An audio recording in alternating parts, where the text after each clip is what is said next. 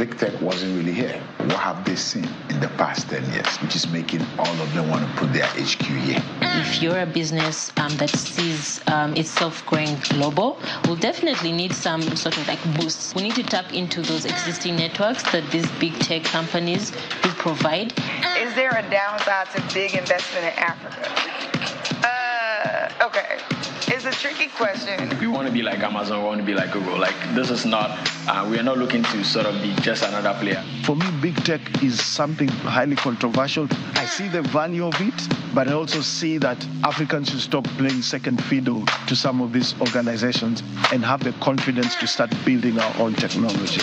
We've seen how we are using the limited resources we have to solve real problems. They've seen indigenous tech startups achieving things that took them years to figure out.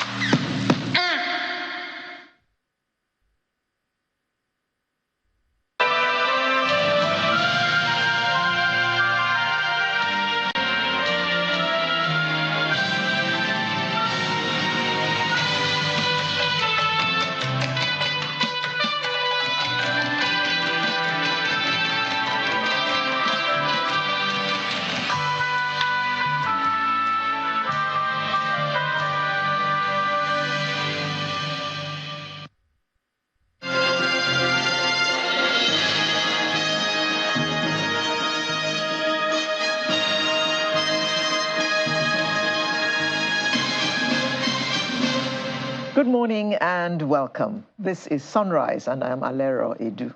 Amaya Makinde, good morning and welcome. Hope you had a cup of cocoa already, because this morning I got mine. And if you prefer cocoa like some people, what's the color of cocoa? It can be cream, it can be butter color. Can you just say off-white? It can be brown. It's not white. White and brown. Simple. Don't all this your English, corner English. Cocoa or cocoa.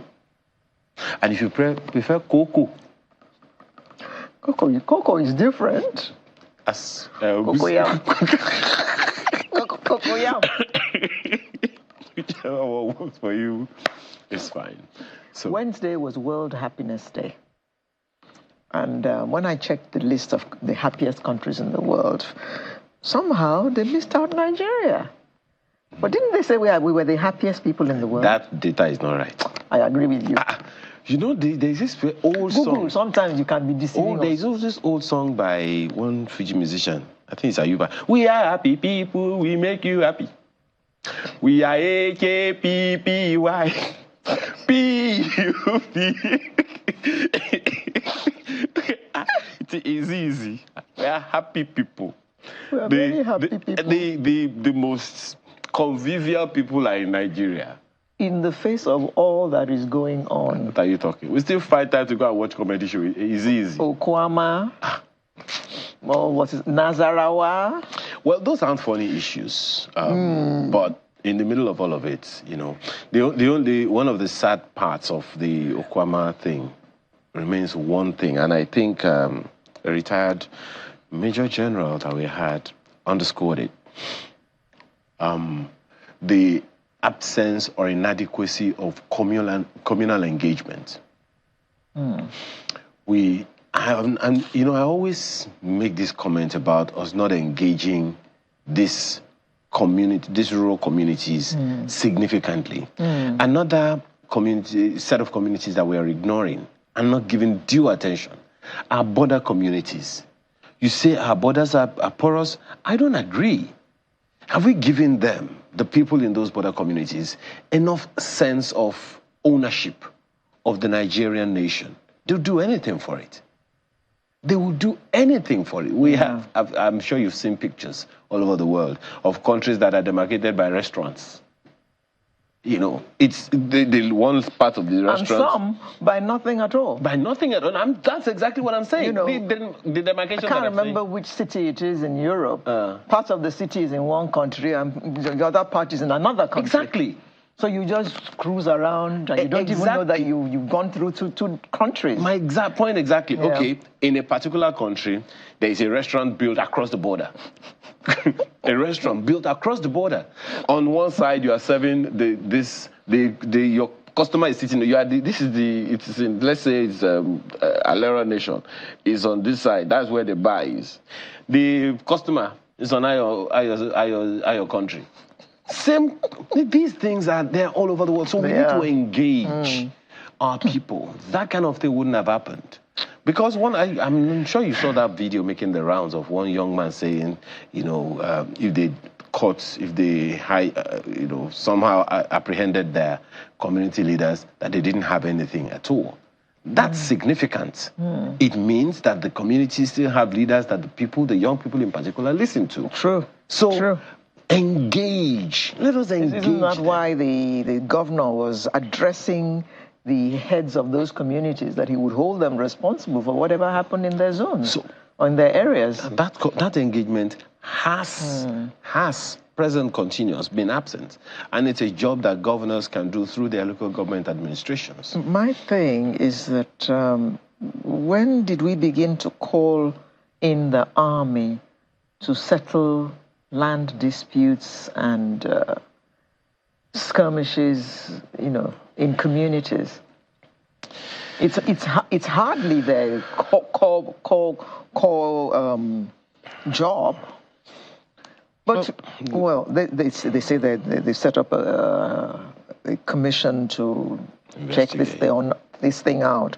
So we are waiting patiently to hear what the details are, because there's so many questions that have arisen from this, and this is something we certainly don't want to happen again. And more to underscore what you just said now about us not wanting to happen again, it shouldn't happen at all.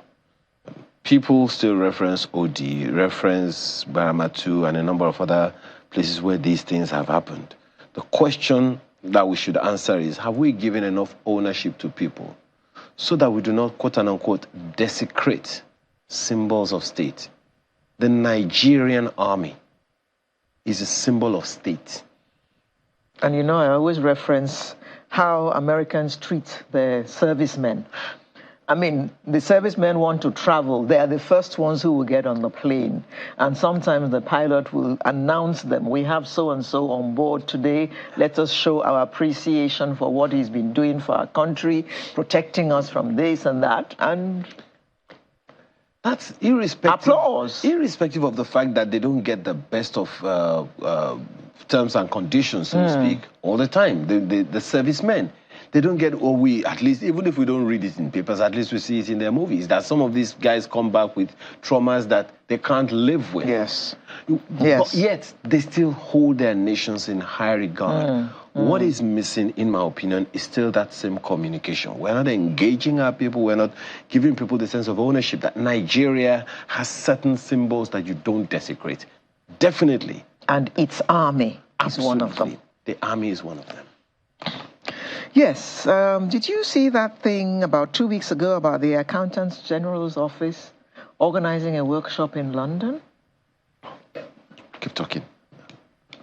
Okay. All right. Did they go to Obudokato Ranch? London. No, there's Osakpa, London. Is that where? No, not Osakpa. London, England. In the former Queen's country, in the King's in the UK, yes, Queen's country. To go and do training. Benny. What happened to CMD in Lagos? Well, Center for Management Development. Okay. Okay. And Mr. Nonuga, the big man, the big APC man, says, dump your dollars, and Naira will appreciate. And my thought when I saw that was, okay, we have maybe $200, $300. You big guys are the guys who have the millions of dollars stashed away. So he can't be talking to us. There's something they say about leadership. Which one? Lead by... You lead by example. Okay. Show me the way. There's this saying back in time, Onyogi, my master, across the sea, show me the way. It's all right. So let them show us the way first. I have done it too. Someone said, I have got my PVC, they showed it. I have got my voter card, they showed it. Please, We just want to see example of leadership, that's all. Next item. It's all right. It's finished. It's finished. It's finished. Oh, the heat. The heat. Oh. And NEPA. Well, we still call them NEPA, but they're not NEPA anymore. But everyone knows what I'm talking about. We see reports where the president says, some people said the president said, I've not heard him say it, that if I don't give you electricity in 4 years, don't vote for me again. I can't confirm. Oh, really? I cannot confirm. Okay. I cannot confirm. But well, it is said that the president said. So, so whether it happened or it didn't happen, another matter entirely. Okay, so we shall hold our president. He didn't. Can you confirm he said it? But they said that the president said. Why did they? All right then. So, where are we going to start Sunrise today? State of the nation. Absolutely. Especially because there are too many issues to discuss. So let's just put everything under one okay. docket. And then we shall, in light of what just happened, what happened on Monday, we're going to be looking at how to strengthen civilian-military relations.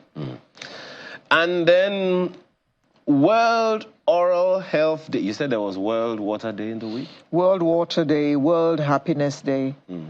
All in the course of this week in March. Wow. 1 week has all the... okay. All right. The three of them are related.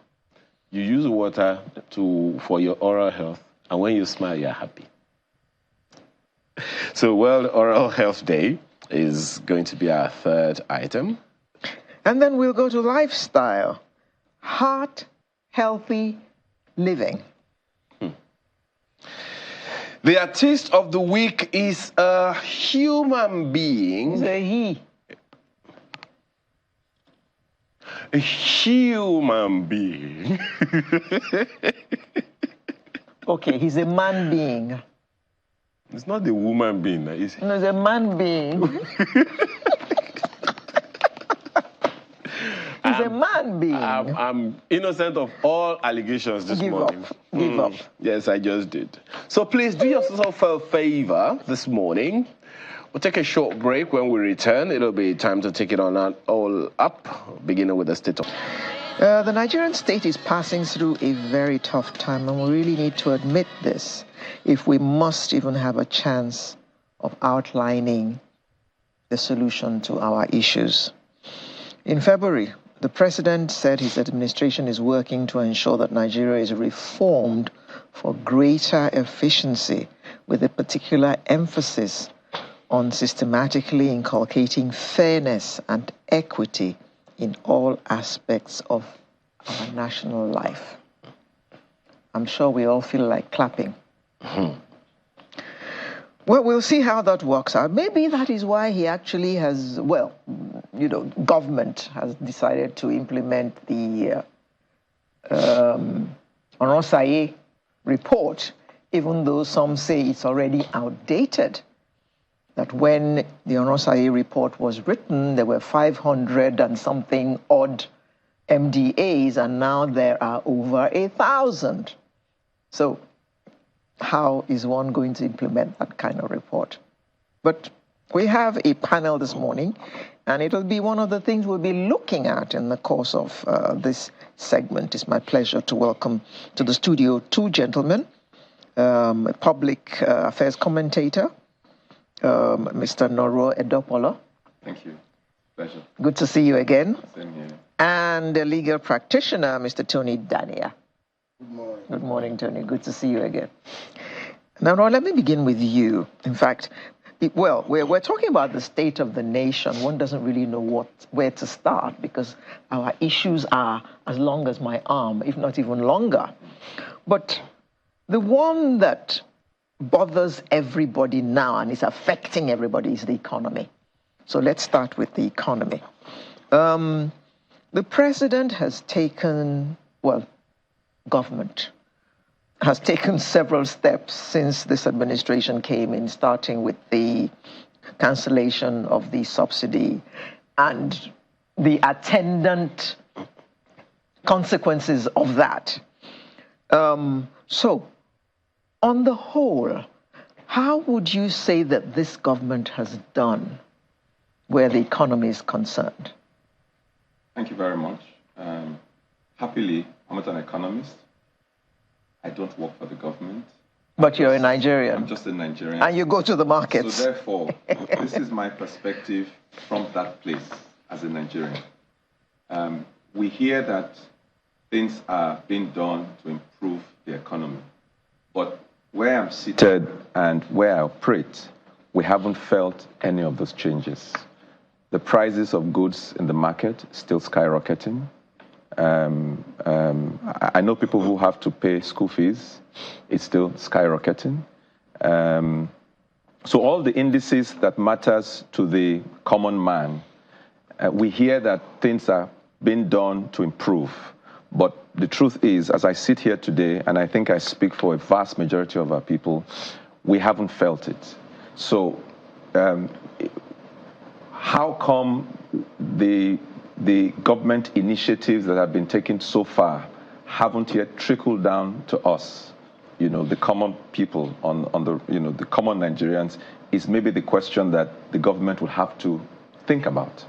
All right. And unfortunately, from where we are looking at them, the things they are doing or said to be doing, the things we sometimes hear them say and do, doesn't portray that we are facing the same challenges as a people. We have different markets. Yes, that we have different markets. So therefore, this is my summary of the economy. I'm not an economist, so I'm not going to try and go into all the technicality. I'm just talking to you from the point of view of the guy who goes to the market, who has to now contend with what you buy petrol. You know what I mean? A trip now is like 20,000 naira. It doesn't matter where you are going, And if you do that 4 or 5 times a week, so sometimes I don't do the calculations because if you do, it may do more harm to you. I agree, absolutely. So that is my more harm to your mind. Yes. Daniel, do you agree with him? To some extent, the way the average Nigerian will see the economy will be a bit different from how we see it. For example, the effect of exchange rate. The man on the street will not know, but we should be able to analyze it and see how it affects the man on the street. For example, when you are coming to government, you have your plans. You should also have plans for unforeseen development, how to take care of them. For instance, nobody will plan that they will kill your soldiers. And when it happens, how do you handle it? Let me quickly touch on that. When you say military, you are talking about Air Force, Navy, Army. Now, each of them have what we call intelligence unit. Right from this studio, I've suggested that we should have what we call, the DSS is there, the police is there, they should have what we call joint intelligence unit. We don't still have it. Every unit, every arm of the military want to outdo the other and want to play to the gallery. Let me come back to the economy. Now, I am one of the few that have hope that Nigeria will be better. The sources of our problems... That's not true, Tony. Most of us have hope that this country will be better. Much. I am among the we many, believe it. I am among the many that believe Nigeria will be better. Now, when the exchange rate was skyrocketing, and I told some persons that the reason why it went up, once it is taken care of, it will start coming down. As of today, black market is 1,350 as against 1,900 3 weeks ago. That will definitely affect the economy. And then the sources of these problems are many, but we all seem to be concentrating on one source and one person, the president. We have state governors. We have commissioners in the state, just like we have ministers. We have members of the state houses of assembly. We have members at both the Senate and the House of Representatives. Now, every representative, both at the state houses of assembly and the National Assembly, which consists of the Senate and the House of Rep, all take home what we call contingencies. The governors are there. Why are they not also trying to solve this problem? That is one. Two, the moment certain basic issues, because I don't want to dwell on the problems. We all know the problems. Nigerians, the poverty level is increasing. But it might interest you to know that Nigeria is still the largest economy in Africa. It's just that, like my friend said, it's not coming down to the average man on the street. People are hungry. Now, what do you do to take care of it? We have criticized the president for removing subsidy before providing palliative. Removal of subsidy is okay. I am an expert on subsidy, and I know it's a fraud. So the removal is okay. We don't want to go into names of people that have leaked this country based on subsidy. Now, the palliative, even though came later, are not getting down to the people. The channel of the provision of palliative, the channel through which it is going down, is not effective. Corruption is still there. And corruption have led to compromises of almost every attempt to put right policies in place and execute right policies. We have infrastructure deficiency. If the roads are okay, if our educational system are working well, hospitals are fine, it will reduce the problem. And then insecurity, I'm identifying the cause of the problem. That the man on the street might not know is the cause. His own is, however it is, I just want to get food. I want to go to the market to be able to buy things. I want money in my pocket. But you cannot run away from this. So he might not be interested in all this analysis, but they are the truth. There's another issue about this cost of living thing that we're talking about. Before the president was done with his speech on May 29, 2023, yes, the prices of fuel had increased. There are also those who have said Nigerians are the ones who try to outdo each other in the area of pricing. I don't know if we all saw a video of a woman going around the markets and telling the market women. Yes, I saw it. You saw the video? Yeah. How much is your plantain? Yeah. 800. Bring it down to 500. If you don't bring it down to 500, pack your wares and get out of this market. And she did that for a good number of products.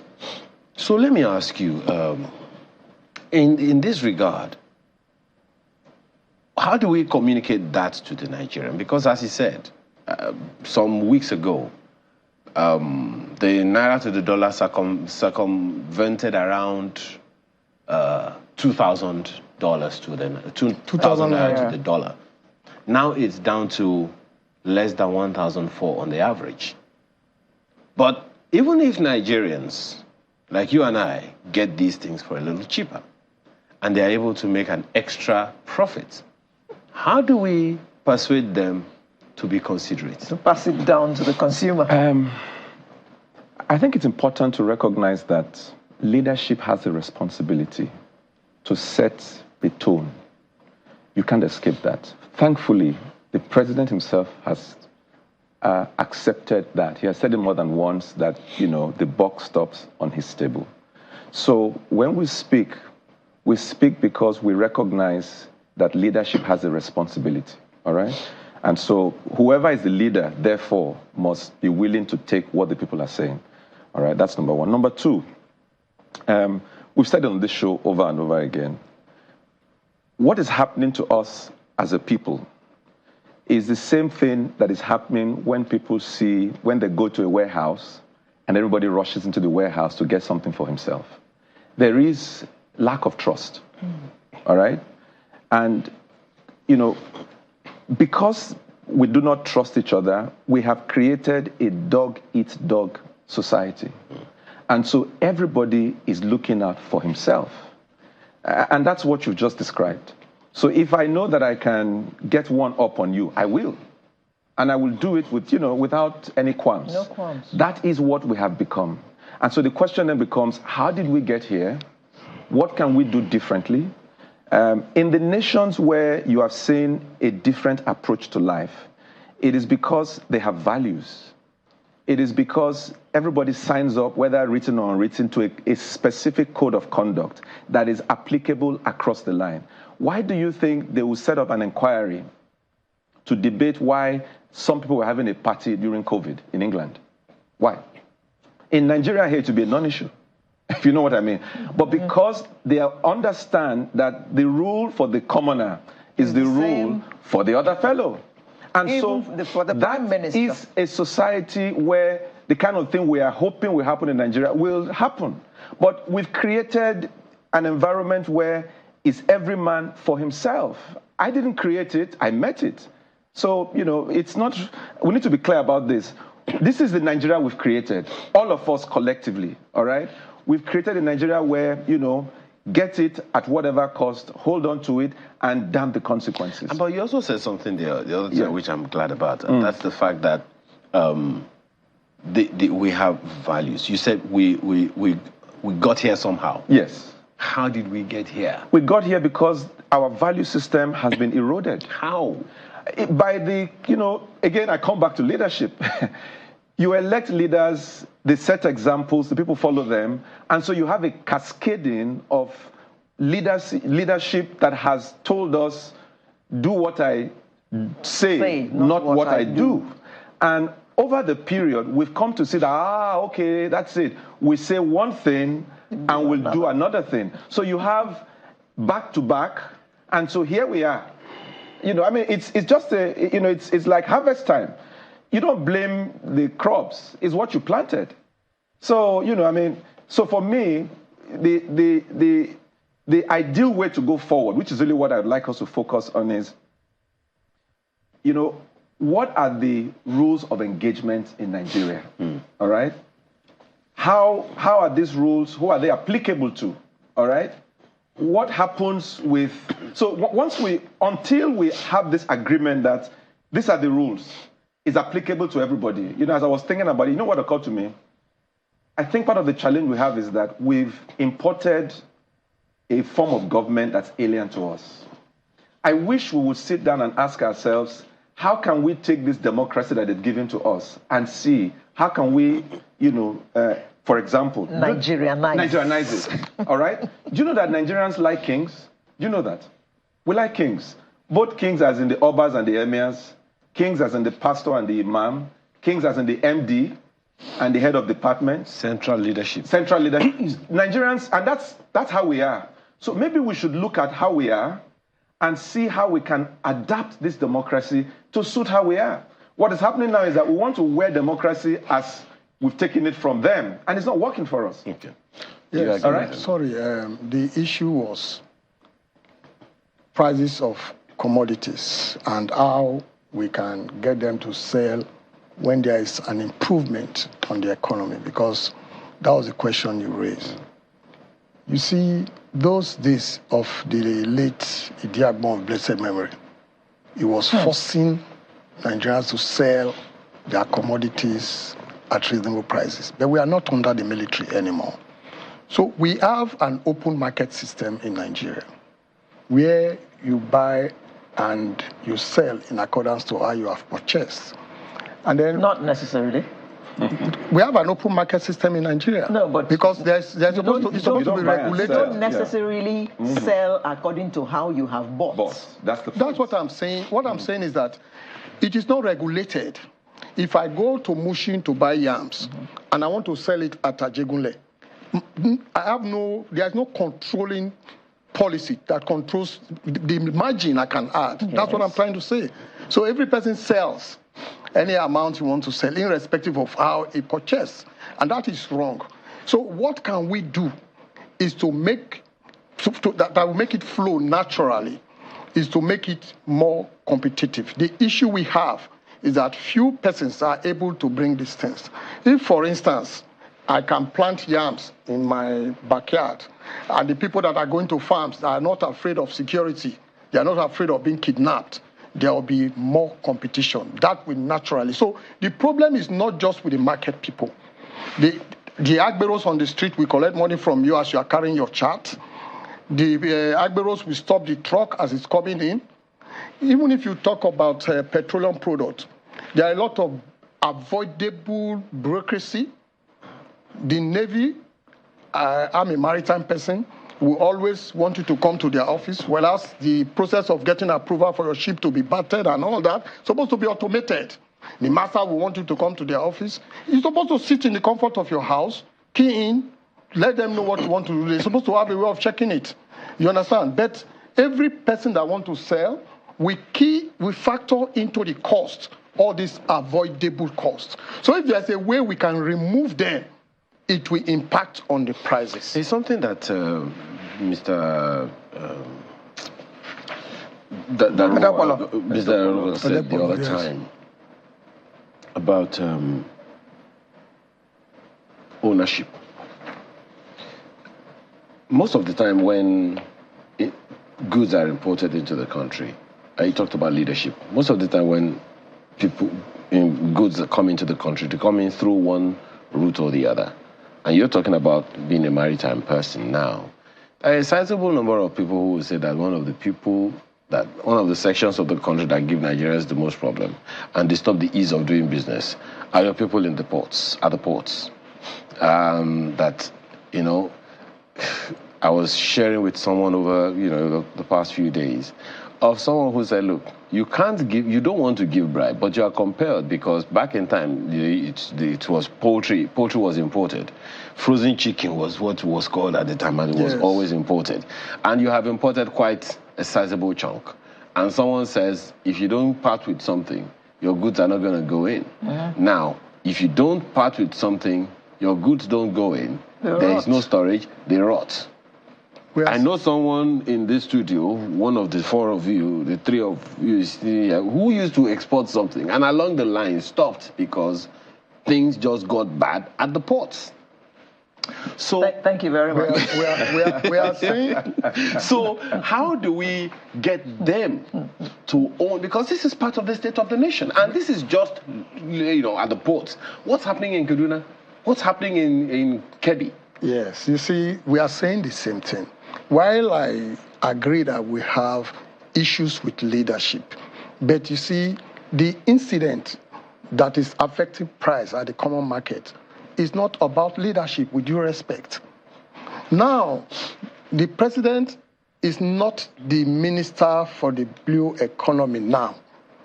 The president is not the MD of MP. The president is not the DG of customs. He has appointed people that he feels can work. They are not speaking for the president.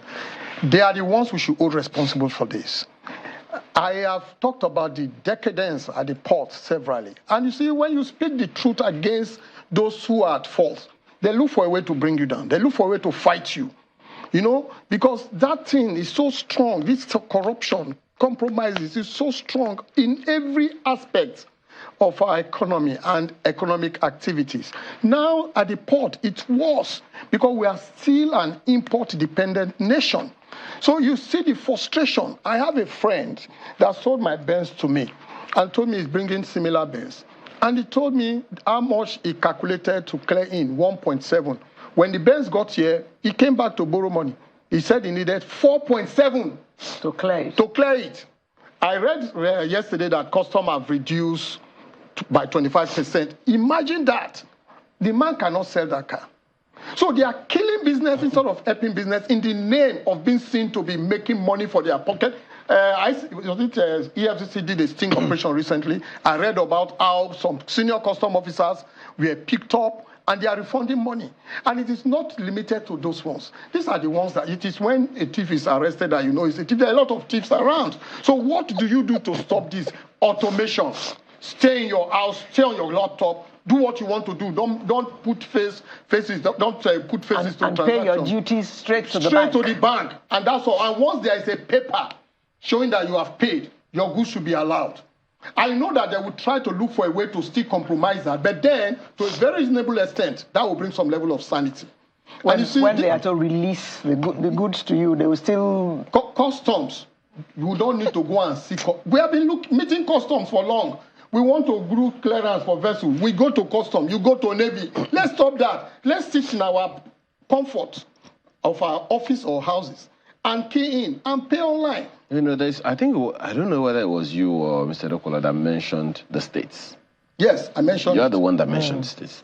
Now, it's those local women that I mentioned the other time that went around. Thankfully, you saw the video, asking that these things should be effected, that people should bring down the prices by force. So we're talking about the state of the nation, not the state of the federal government. True. So how about collaboration between federal and state authorities. True.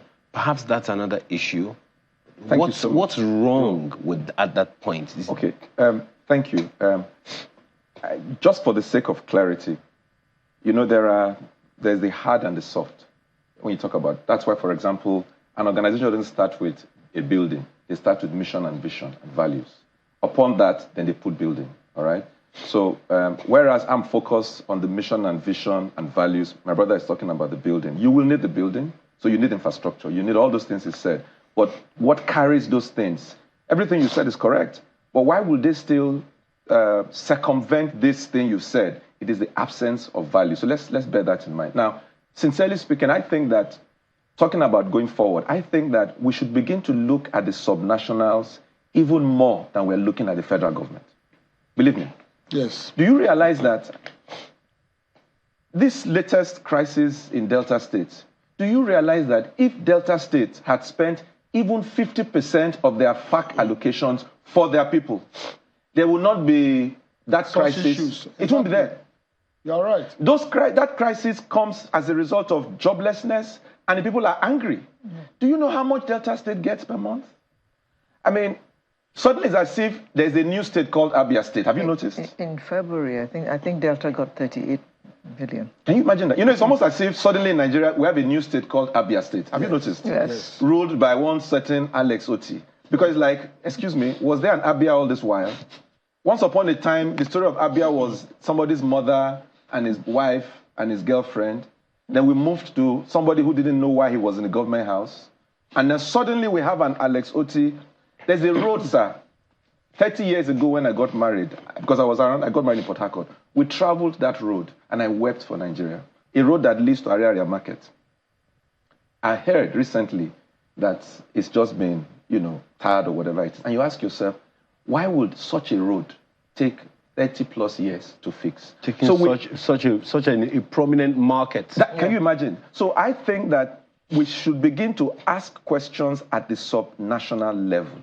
Dear Mr. Governor, we heard that you just got so-and-so billion. What have you done with it? Mr. President and his team, they have their issues to deal with.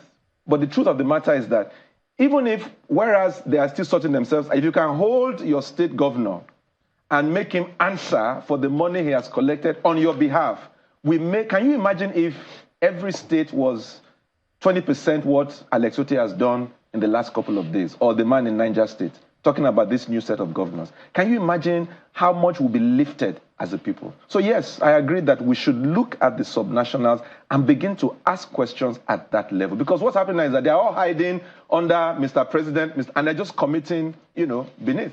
Yes. That's exactly what the former president said when he paid a visit to Abia in the course of the week. I wish all governors were like you. Yes. And in addition to what my brother said, beyond the state governors, this contingency fund goes to each person that represents a unit of a state. Oh, constituency. Constituency, rather. It's supposed to be for development of a particular unit in a state. So we have the local government.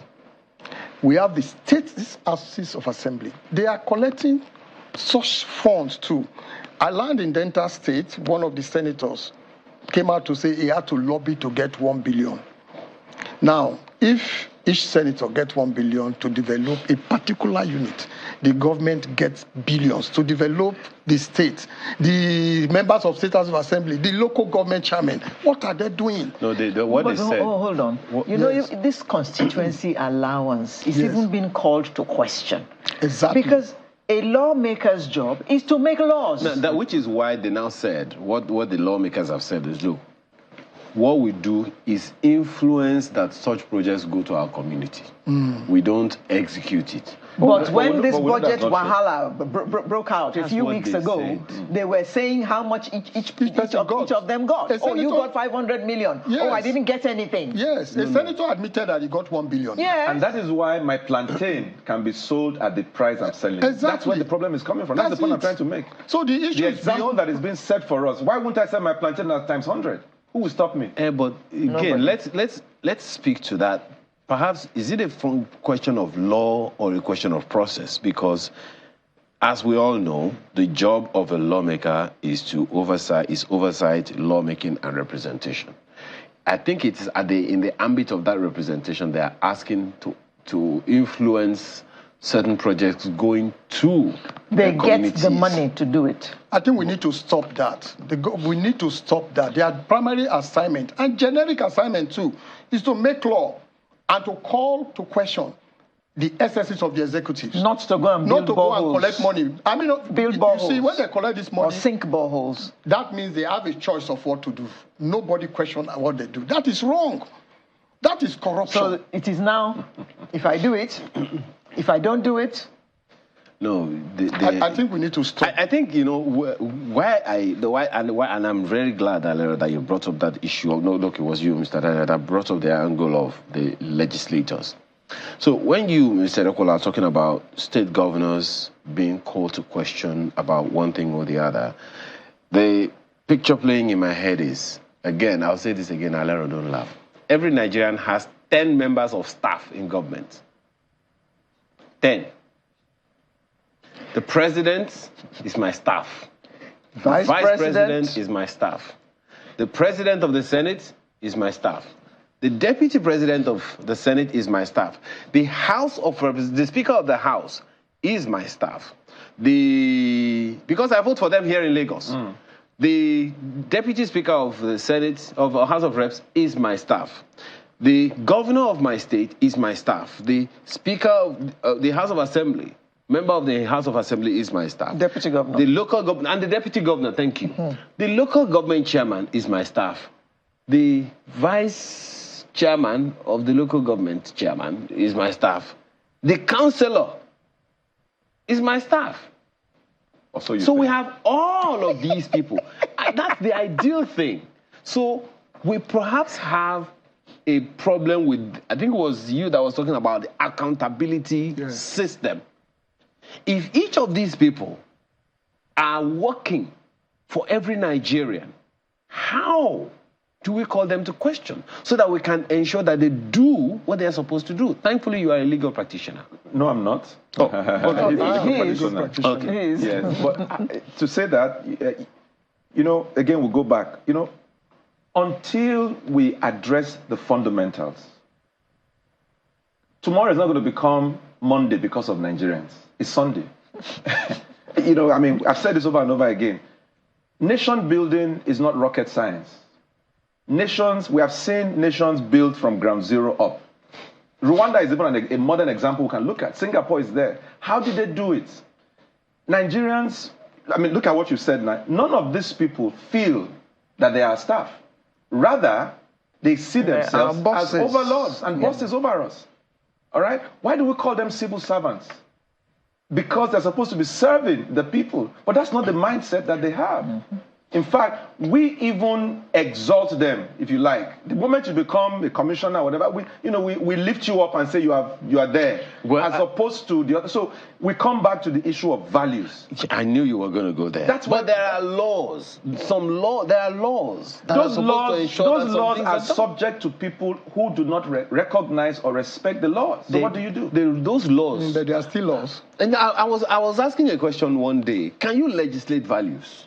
No. Values will inform the legislation you want to put in place. If you are a natural kleptomaniac, you will be when you get into power. There are laws that are supposed to clip you, and processes, legal provisions that are supposed to ensure you don't do it. You do it, you get reprimanded.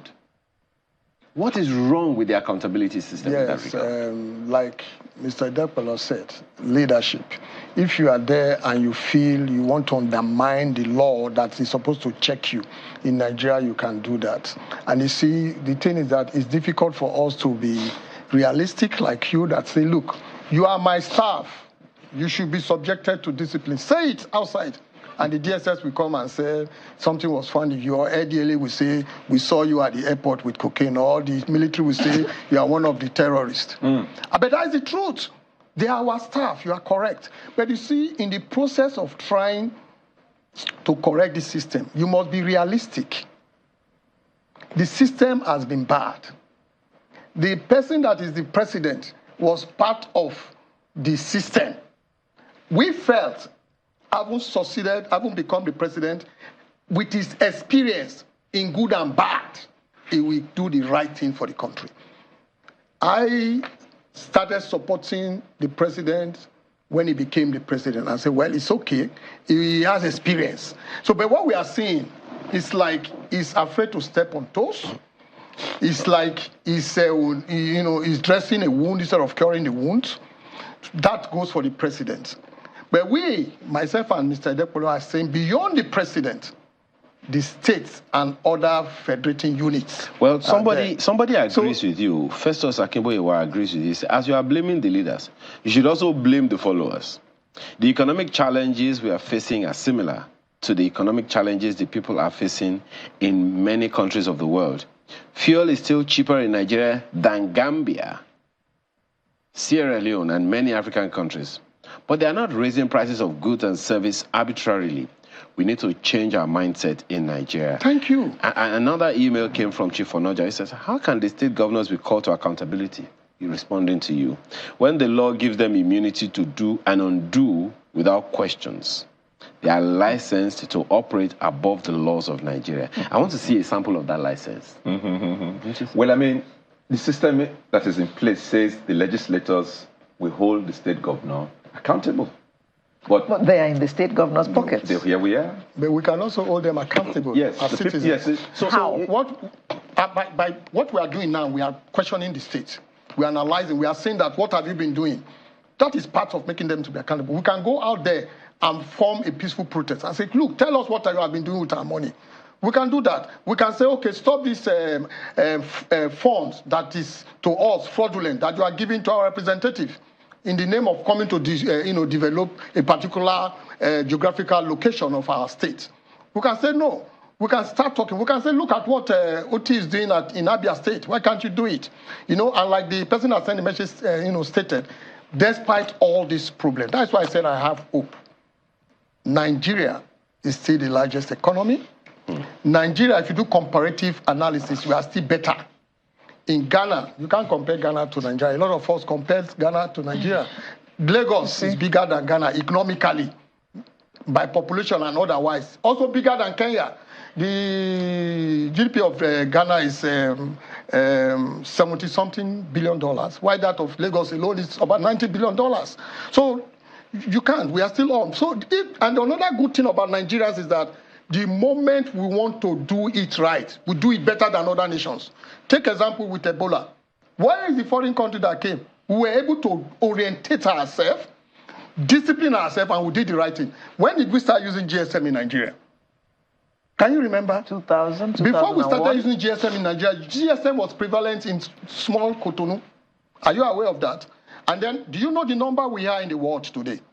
We are the number 5th, go to your Google, GSM waste consumer in the world. When did we stop importing rice?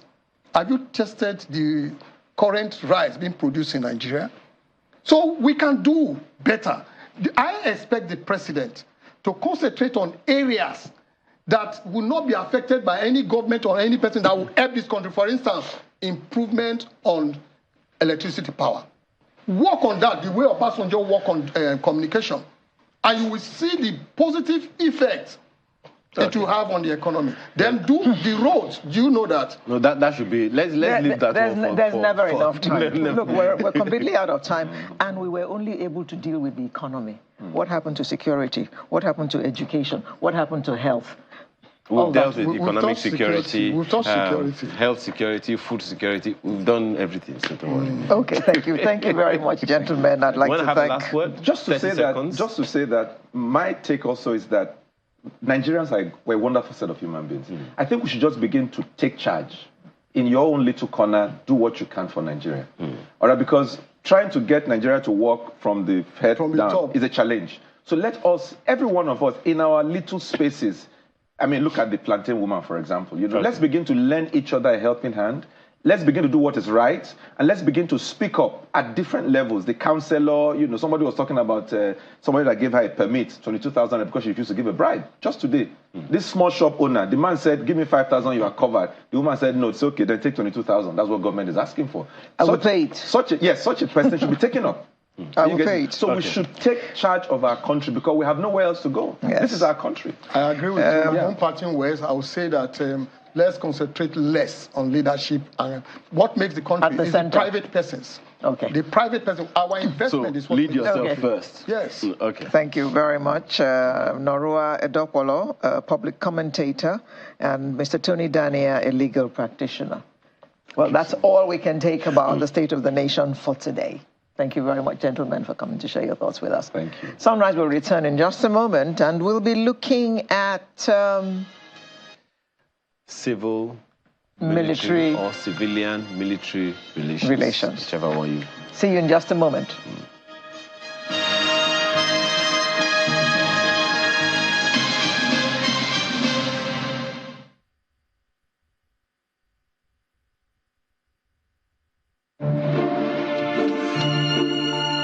In a world hungry for goodness,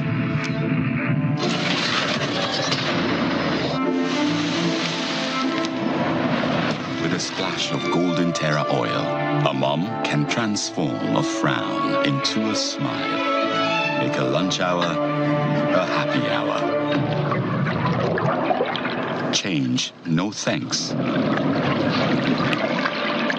into yes please.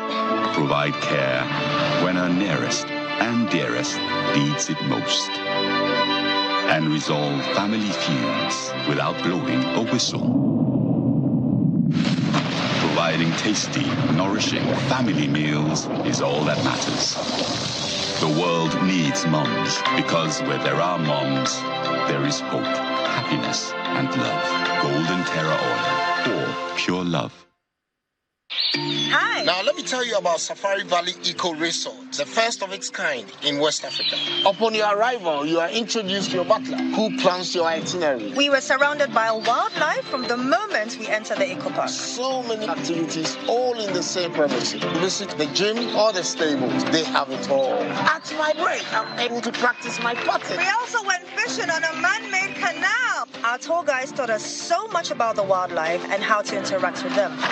They used only electric vehicles here. This creates a serene environment. I'm told it's over 1,000 acres. My cabin here sits on 2 acres with a large terrace space overlooking my private swimming pool. Now this is royalty. They have their own farms, thousands of fruit trees. I can also have my lunch here at the waterfall. Quite a beautiful place you have visited. Visit Safari Valley Eco Resort in Ghana, bringing you closer to nature.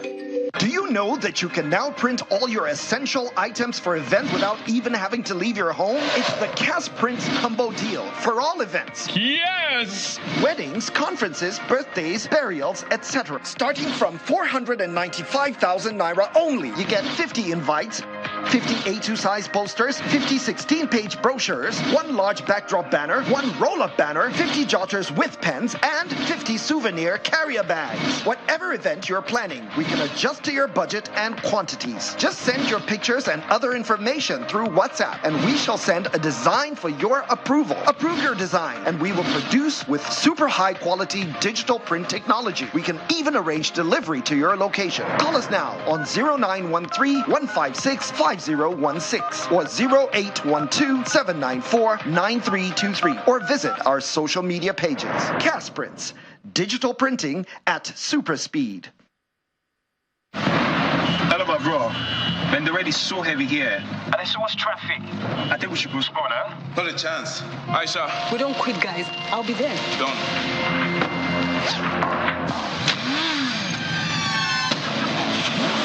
2 files received. I'm on my way. Take the first right in 50 meters and you're there. Copy that. Aisha, where are you? Guess where? 2 minutes. 2 minutes. Move. Ladies and gentlemen, welcome to Runway X. The future of fashion showcasing.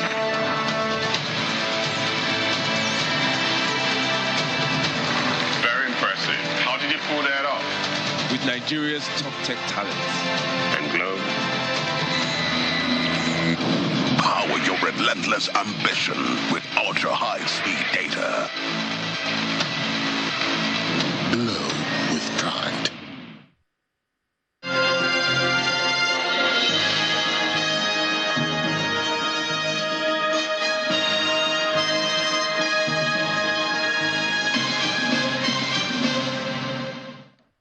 Well, we want to see more of that handshake. Yes, we really do. Because following the tragic attacks in Delta, resulting in the loss of 16 soldiers and the tragic deaths of 40 civilians, so many people have called on the authorities to appropriately and promptly address the deteriorating civil-military relations in various parts of the country. So let's just go straight into the conversation this morning. We have with us Ademola Abbas, who is a professor of international law. He's also a global security expert. He joins us here in the studio. Thanks for joining us this morning. My pleasure. We also have joining us from Bonn in Germany, Dr. Oyewole Ogini, Doctor of Political Sociology. He is specialized in armed conflicts and civil-military interaction, state-society interaction in violent environments. He is also a senior researcher with Bonn International Center for Conflict Studies. Thank you for joining us this morning, Doctor. Thank you very much for having me. Yeah, well, let me begin with you, Prof. A lot has been said about the occurrences in Delta and a number of other communities previously. There are those who cite Baramatu, those who cite in a number of other places before this one. One of the points the president made is that the military is not just another organization. The military is a symbol of state, representing about 200 million people on the surface of the earth in a geographical location called Nigeria. And how significant is that perspective for you? Well, thank you, Ayo. Thanks for having me, and Alera as well.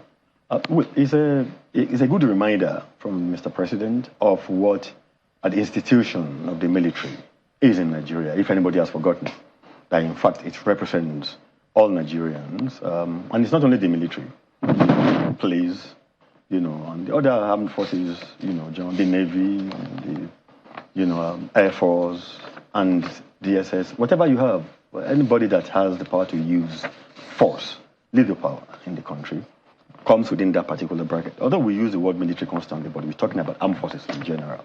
So it's a good reminder, what the president has said, about how far then we want to take that in terms of the responsibility of the military itself to the civilian populace. And the responsibility of the civilian populace to the military is a different question, which I'm sure we are going to have time to go into. Let me take your opening comments on that as well, Dr. Ogini. What's your take on the president's position about the fact that soldiers were killed in such a way as it happened? Yeah, thank you very much. Again, I think I agree with what Professor Abbas said. I think the aspect of military as an institution itself, actually, it's a part of democratic norms, and it also should be considered as such. So sometimes, yeah, of course, their role also have to be limited to the extent to which they're supposed to be engaged. But at the same time, they can also serve a complementary this sort of function in such a situation as what happened with reference to what President said. So the military itself is to sustain democracy and is to work also in unison with other democratic actors within the governance system. Just to be clear, what you just mentioned now, you said that the military has a primary responsibility, but then they can also be called for other ancillary services. That's what you just said now? Yes. Okay. In this case that we're talking about, is that what you think happened? Is there a different rule of engagement for when they're on their primary assignment as opposed to this one? Yeah, it depends on the level of threat. Of course, as you know, that the military itself, if the situation in our country is a bit better, supposed to only function to tackle external threats. So with respect to what happened, 3 things have to be factored in. The first thing we have to think about, for example, how much is the level of state presence in this area of operation, in the operational environment? If the state presence is limited, then the activities of the military sometimes have to reflect this, which means we have to look at who is the gatekeeper here. Over the years, has there been responsible government presence in this area, or is it other actors like a traditional chief or non-state actors that have been predominant there? This will determine the extent to which the military can actually engage in that area that will not resort to casualties. Of course, there are also issues about the awareness of the local community of this operation. So this is one point. The third point I would want to mention is that, of course, police is supposed to be the first point of action or call when we refer to activities that have to do with significant threat at the local level. So these quite have to be dissected properly. Professor, this whole incident has made people actually ask the question, what is the core function of the military? Were they acting, were their actions part of the core functions that the army is supposed to carry out in a nation? Well, thank you very much, Adera. That's a very vital question because the primary function of the military is to protect the territorial integrity of the country, which means it's a responsibility that is aggressive in nature. That is, it moves towards outside the country, not from within. Yes, so they're protecting against external aggression. Aggression, basically. Yeah. And that is why you have the police to serve internal, that's in protecting internally. Mm-hmm. Nowadays you have the civil defense. You have the Navy that to protect the territorial waters, sometimes could be within the country itself, and so many others. So the primary function of the military is to secure the territory. But be that as is made, it does not then mean that when a need actually arises, you cannot call them. You cannot call them. You can call them. If you look at other countries, developed democracies like in the US, during the insurrection of January 6, 2020, as an example, you have different the responsibilities are graduated. You call on this level, maybe the police. If the police cannot do it, you call on the next level, the National Guard and this and that, before it comes to the military.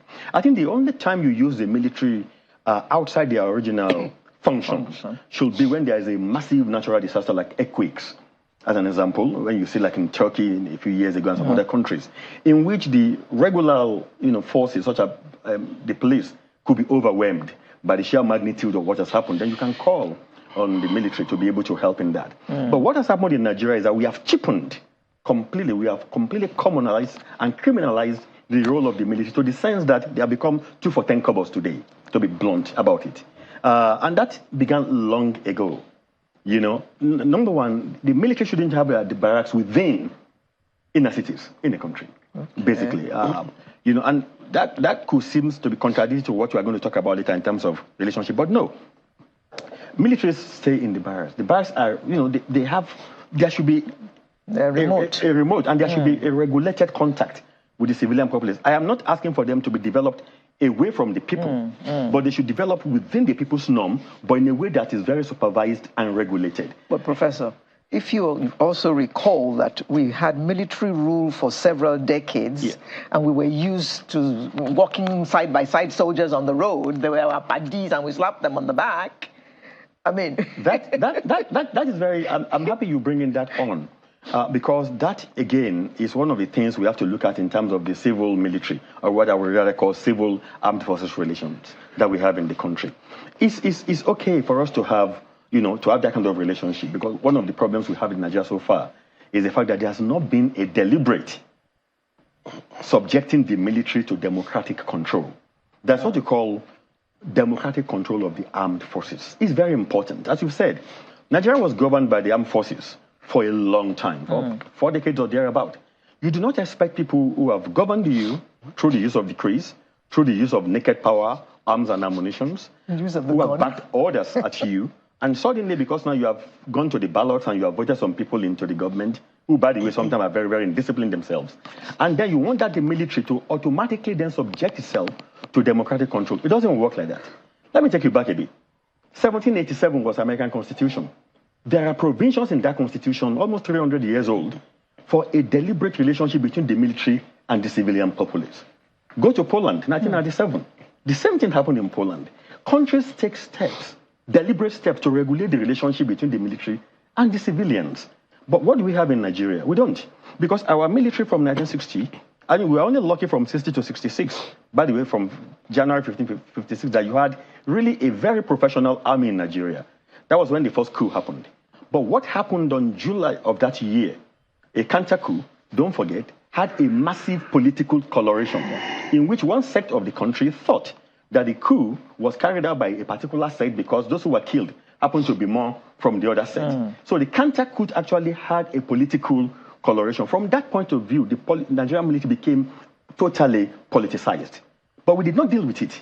We swept it, like many other things in our national life, by the way, under the carpet, hoping that one day that same military that has become so bastardized and so brutalized and so ethnicized and politicized will then wake up one day and be a 21st century compliant military. It doesn't work like that. So we've missed that opportunity of using our constitution to regulate the relationship between the civilian and the military. So what do you have?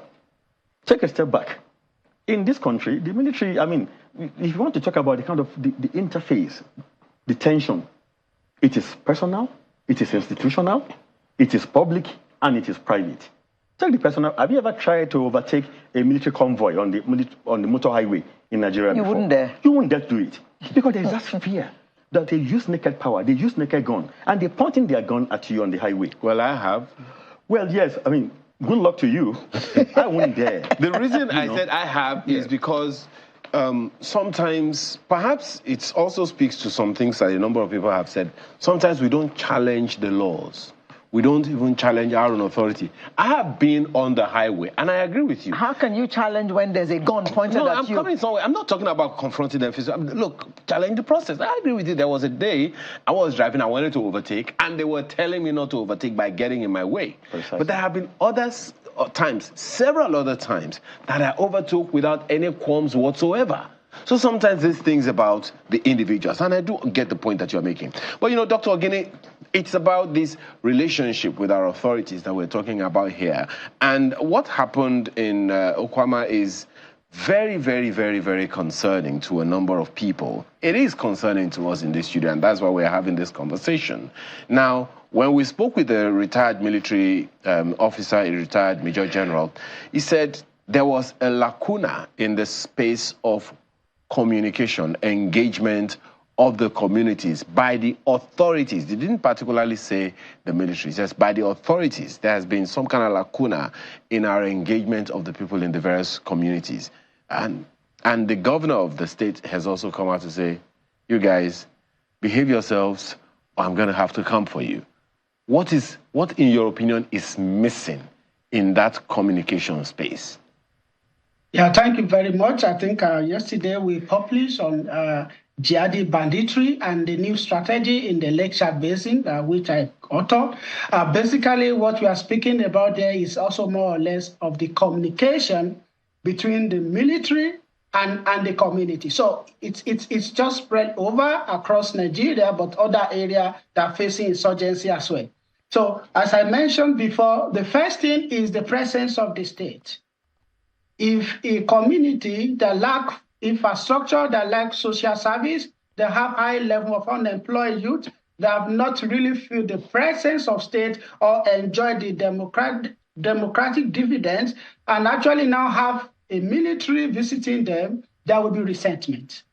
So why? Because over years, they do not really experience this military presence, and they do not experience the state presence. But they always see other actors, such as community leaders and also maybe gang or those who serve as a protection. Some places a vigilante group that does that. So in that manner, the structure is already established, and they tend to listen to who actually control, who give them food on daily basis, who look after them. So when the military step into that space, it's like a strange person actually entering into a village. So it has to really get in consultation with the key stakeholder there. And this now comes to the aspect of the relation on how military as an institution and the state exist. I want to bring to our attention that military are a heterogeneous group of people. So if we are talking about military, we need to talk about different units of military. And of course, this also has a relation to how we have to treat their perception. For example, in places where military have successfully recovered from the armed groups such as Boko Haram, there are places where we reported that they enjoy good relations with the people. But we also have other places, for example, where the military use forces take over the wife or the victim or collect some bribe. So these all play out in different areas. So, but the most important thing to make sure that whenever there's an engagement, the military institution should not go just like more or less we are the superior to actually calm down the situation. They need to recognize the local dynamic in this area. And that way we can then reset the process. I want to mention finally the important step with respect to the military interaction in Nigeria. Until the emergence of Boko Haram, the military has not really considered the relation with the civilian as a very key issue. But by the time the military operation took place in the northeast of Nigeria and a lot of personnel were killed, they recognized the need for local knowledge. And that is how the multinational joint task force and the civilian joint task force emerged. So this process is still not yet institutionalized. It's more or less an ad hoc function. And that is why it has not spread across the country to see how this relation will evolve to tackle essential threats. Thank you. Prof, there's a difference between respect and fear. I have heard it said in Nigeria many times that the Navy is respected, the Air Force is respected, but the Army is feared. What do you think informed that kind of attitude? I think that's a very, very poignant observation because it strikes at the core of what we are discussing here, be it military, civilian, or armed forces civilian relationship. We grew up with the image of the Navy being in this dovey white, when you really talk about the officer and the gentleman, I actually think more in terms of the Navy. The Navy. And they're very appealing to, young girls in Have those you ever days. seen anyone with a dirty uniform? At all. And the Air Force also. But you see, the military comes in a different shape. And why we use fear to distinguish them, obviously, from respect is because of the history that the Nigerian populace especially has had with them. Let's go back into history. In this country, we had the military during the regime of Obasanjo, I think, brutalized Fela Anikulapo Kuti, burnt down Kalakuta Republic. There was impunity, which inimitable Fela sang on the Unknown Soldier episode. In this country, MK Abiola of blessed memory was assaulted by a member of armed forces, I think if I remember very well, the armed forces Air Force officer, in the so-called Mad Dog syndrome in those days, is in this country. In this same country, we had a military contingent that went into OD and leveled that place. So the parameter of militaries in Nigeria is, I won't even say the use, it's the abuse of the instrument of force, of naked power in the people. And that is going to corrode people's mind. It's going to instill fear in them. Unlike other forces that you refer to. And that is very significant.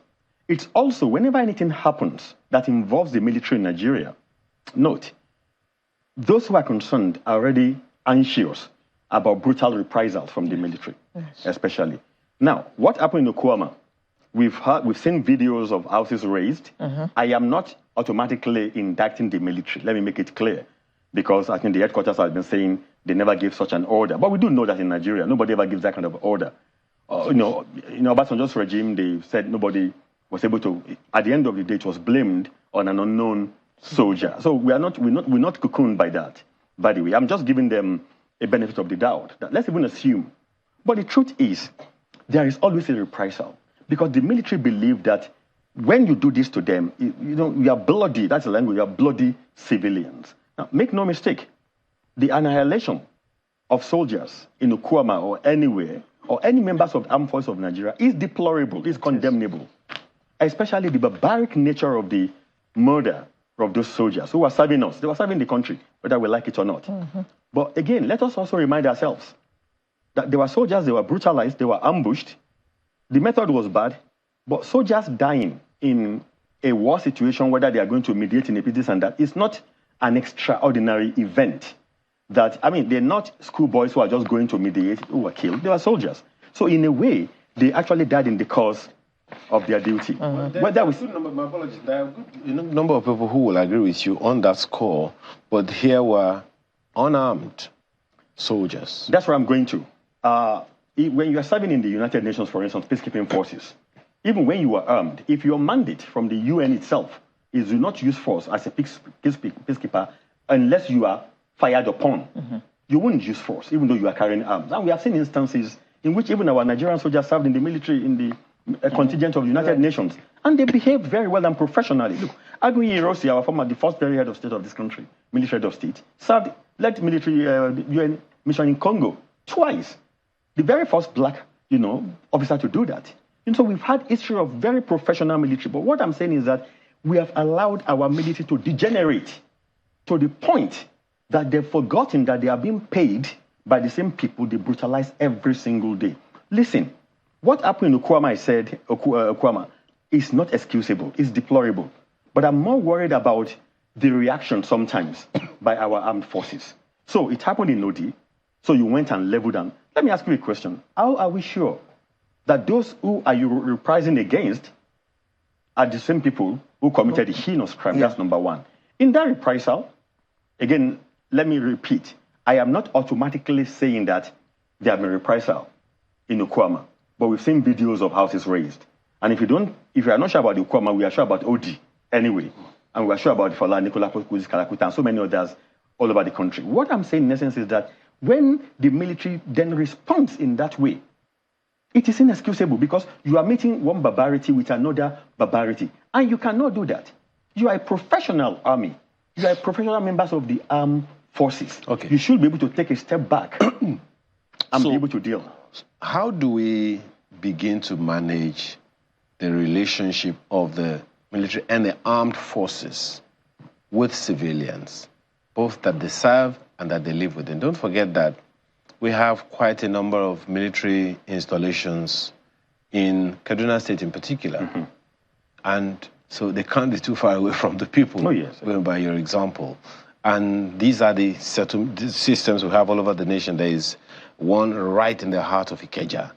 How do we manage that relationship so that trust is built and even the people themselves can defend the armed forces, as you put it? Thanks so much, Ayo. That's a very important question. Number one, I said earlier on that we need to take deliberate legislative measures. We don't have that in our constitutions. Apart from the bland provisions that you shall maintain the territorial integrity, the military is doing much more than that today. You need to subject them to democratic control of the political authorities. It's important. That is number one. We've missed it in the constitution. Are they not subjected right now? No, they're not. It's a generic thing in the constitution.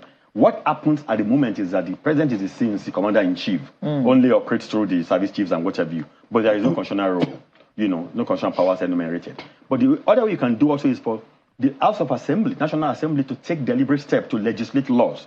Look, we've seen examples of that in Ukraine, 2003. They made such a law, even in Sierra Leone. Here in Africa, the Sierra Leone Lomé,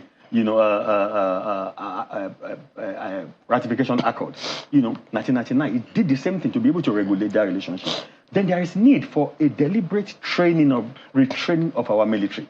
I had the opportunities of training the members of NATO, National Atlantic Treaty Organization, the NDC, NATO Defense Academy, in Rome for about 4 years. And one of the big components of that training is to emphasize that the military is nothing but citizens in uniform.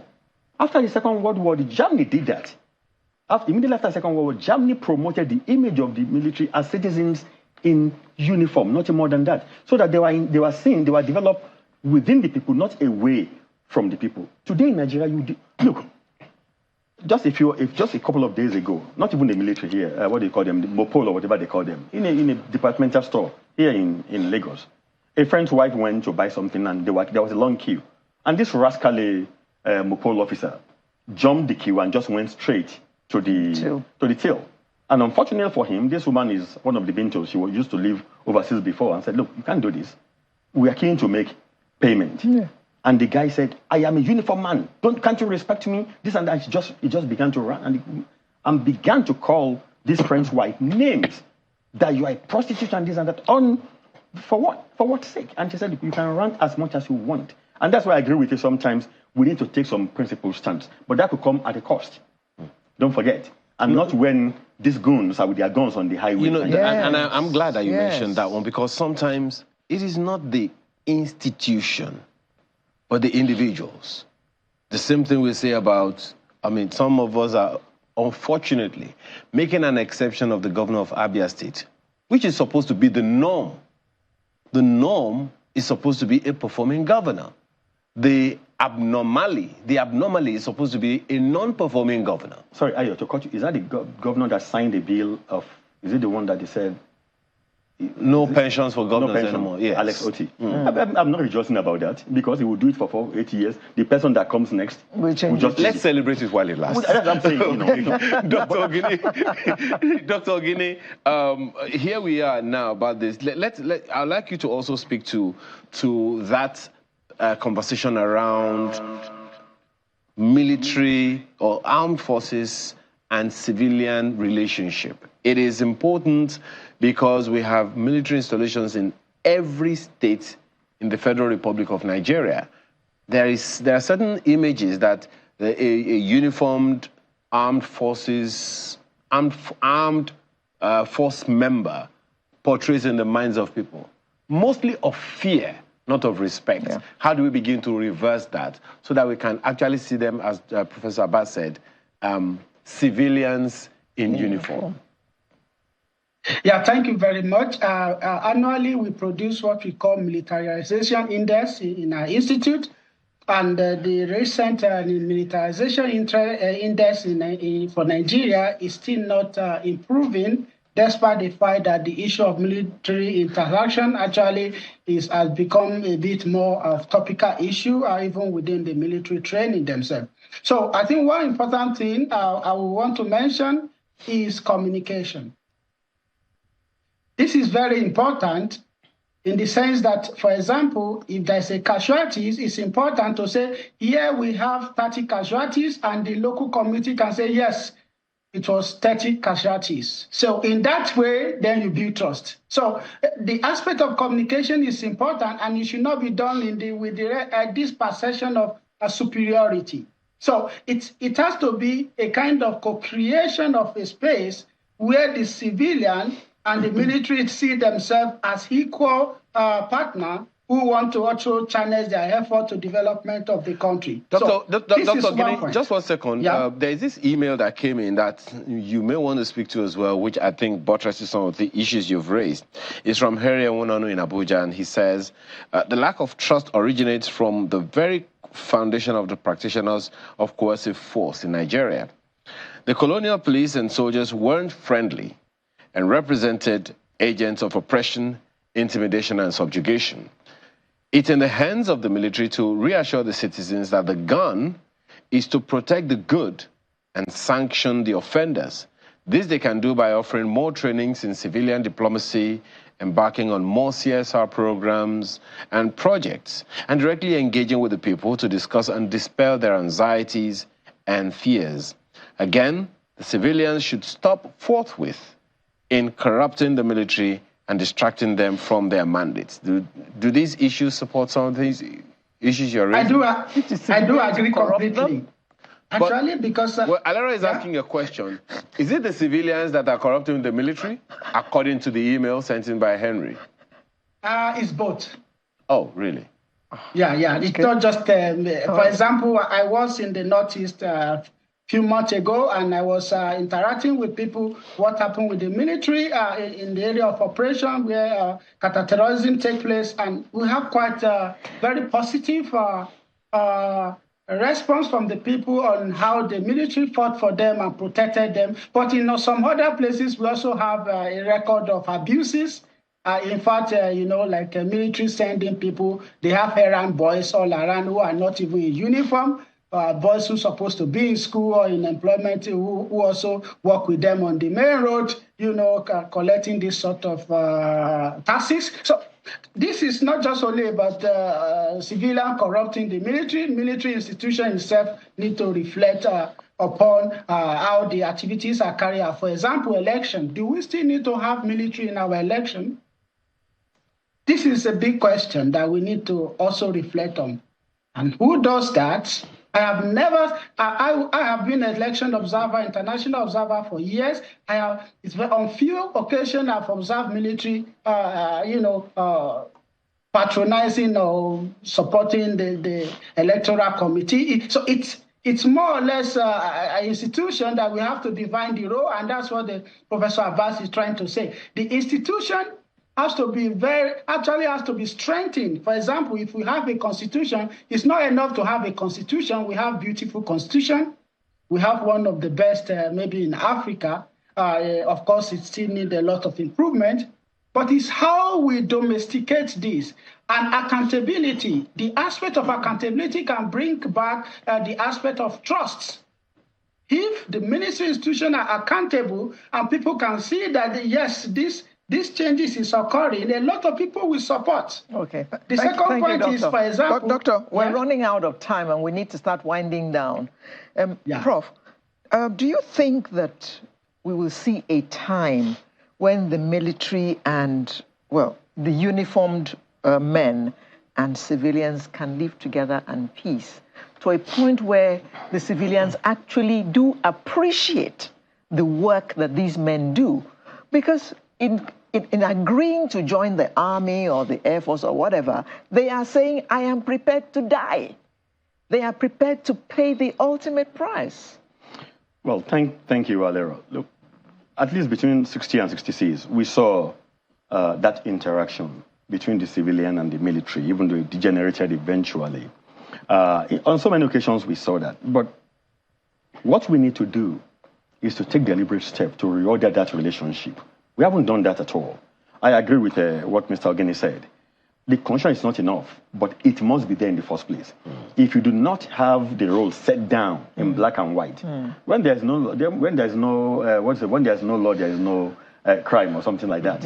But, so that needs to be set down. Is very, very important. Okay. Dr. Ogini, and as well as training, as well. Dr. Ogini, your final word, please.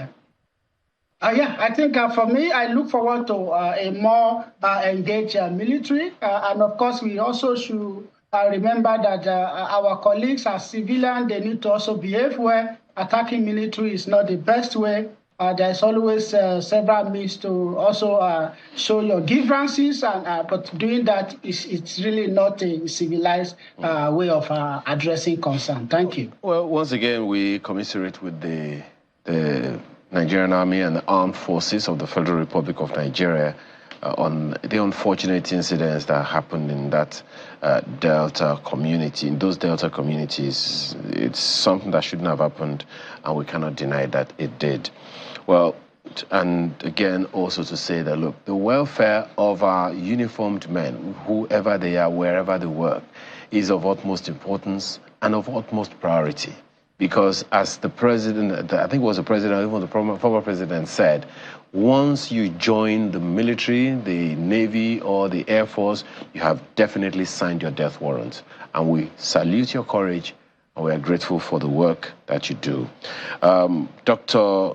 Oyewole Ogini is of political sociology in armed conflict, civil-military interaction, state-society interaction, and violent environments. He's also a senior researcher at Bonn International Center for Conflict Studies. He joined us from Bonn in Germany, as well as Professor Ademola Abbas, international law professor, as well as global security expert. Gentlemen, thank you so much for your time and your thoughts this morning.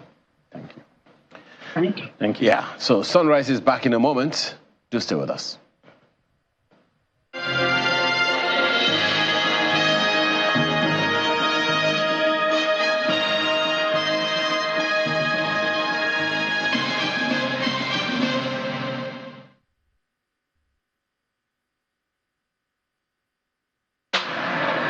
Where's Glory? Excuse me, ma'am. Hello? Where's Glow now? Are they here? No, Glow, don't go village. Tell all our customer, Abi. Everybody pay attention.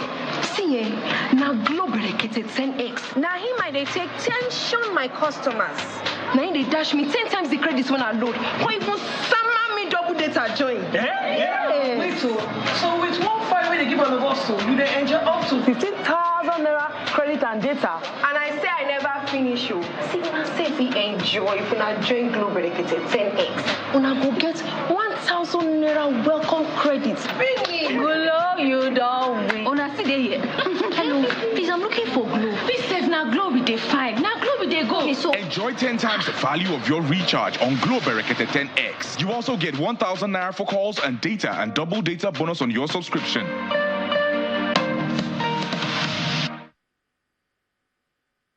Imagine lovely meals you can cook with these ingredients. You spend heavily, but no guarantee of a tasty meal. Not making a right choice of seasoning cube can ruin your meal, money, and confidence. For a tasty meal, do not compromise. Choose Gold. Use Terra Gold for the rich, consistent taste your loved ones crave for. Good for soups, stews, and jollof. Terra Gold. One cube, endless possibilities. The Duchess International Hospital caters to every aspect of the family's health needs. A one-stop shop for maternity and child health services, emergency medicine and critical care, medical and surgical subspecialties, dental and eye care, and a range of other subspecialties and services, all available at a single location right here in the heart of Ikeja.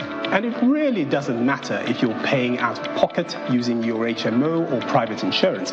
We focus completely on providing that world-class affordable healthcare for all the family at all times.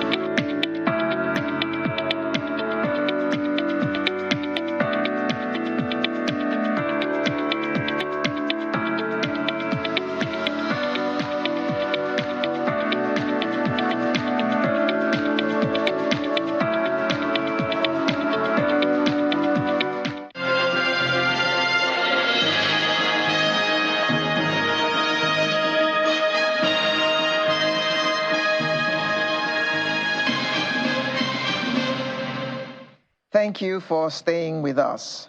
World Oral Health Month. You should just have simply have called it. Everything is happening in March. You should just have called it World Mouth Day. Wednesday, the 20th of March, was World Oral Health Day. And some people are here from Unilever to tell us a few things about how to look after our mouths. You know how those mouths can sometimes They generate, as they say. They just generate an environment. They generate an ambience. You know? That is not very pleasant.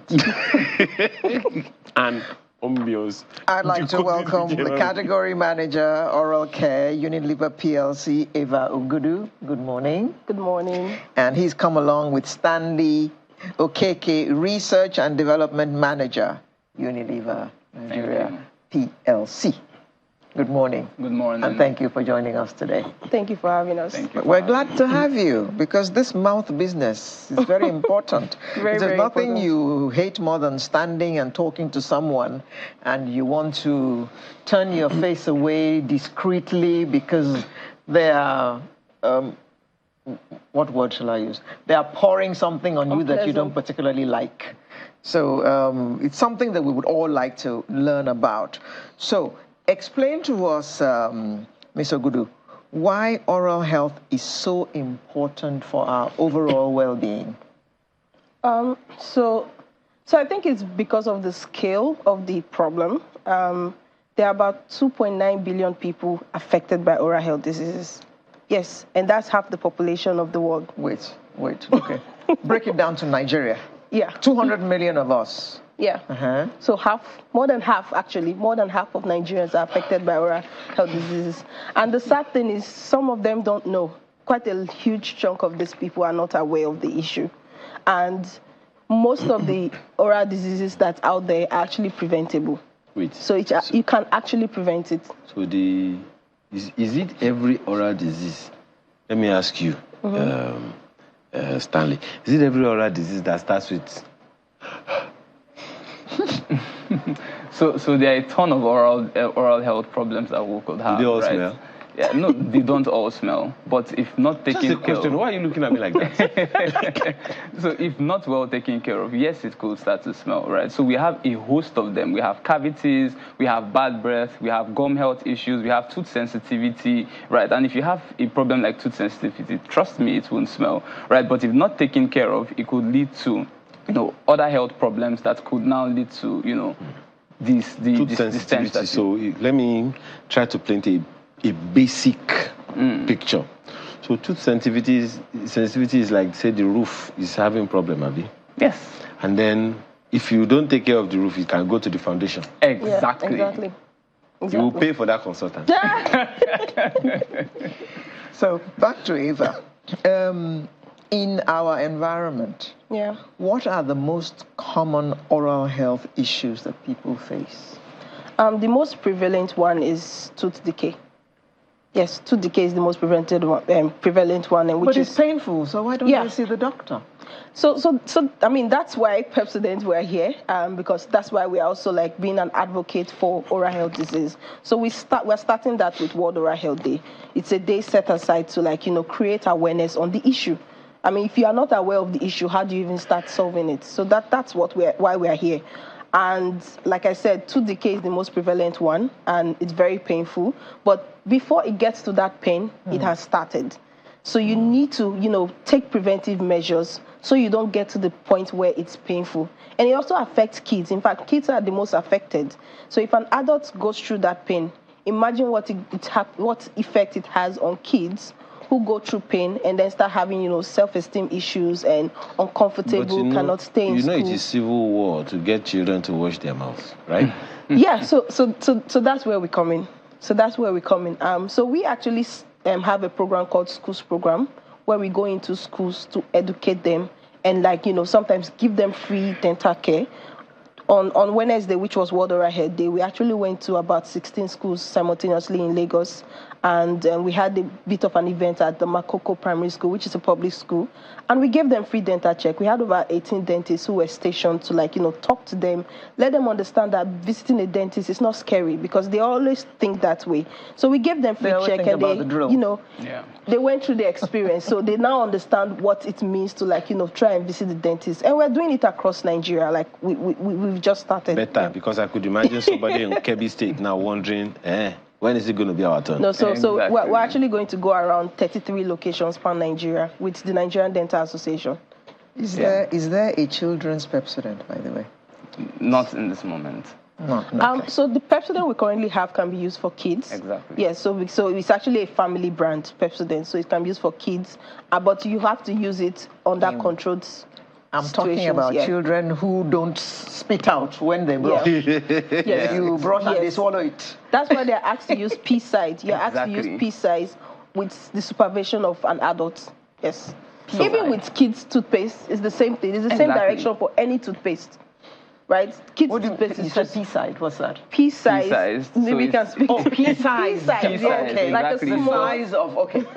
Yeah. So just to build on her point, I think you made a fantastic point around, cavities and tooth decay being painful, right? I think what the strategy for us is to go through the journey with Nigerians to say it doesn't start from the pain, right? It starts from what we call caries or cavities, which you don't see with your eyes, right? So before it gets to the point where it's painful, that's where Pepsodent come in. Right, to prevent it from moving from. So how does that happen? How does Pepsodent address these concerns? Yeah, so I think the first and most important point is the product in itself has been carefully designed, right, with products and ingredients that ensure that we have these benefits. Now, one of them is the calcium and the fluoride component that we have. So fluoride basically helps you remineralize your tooth, right? And calcium, is one of the ingredients that your tooth is made up of, right? So the complex of fluoride and calcium helps you to ensure that you are having that constant tooth remineralization. And in that instance, you are helping provide and prevent against tooth holes or, cavities that would then develop into the tooth decay and have the painful experience that we do not want. So that's one of the ways where Pepsodent, carefully designed with a team of not just local contacts, a network that spans across, local R&D, global R&D, partnering to design a product that gives us these benefits that we're preaching to. One of the things that you oral health people tell us is that we should brush twice a day. I have a difficulty brushing once. And now you want me to brush twice a day.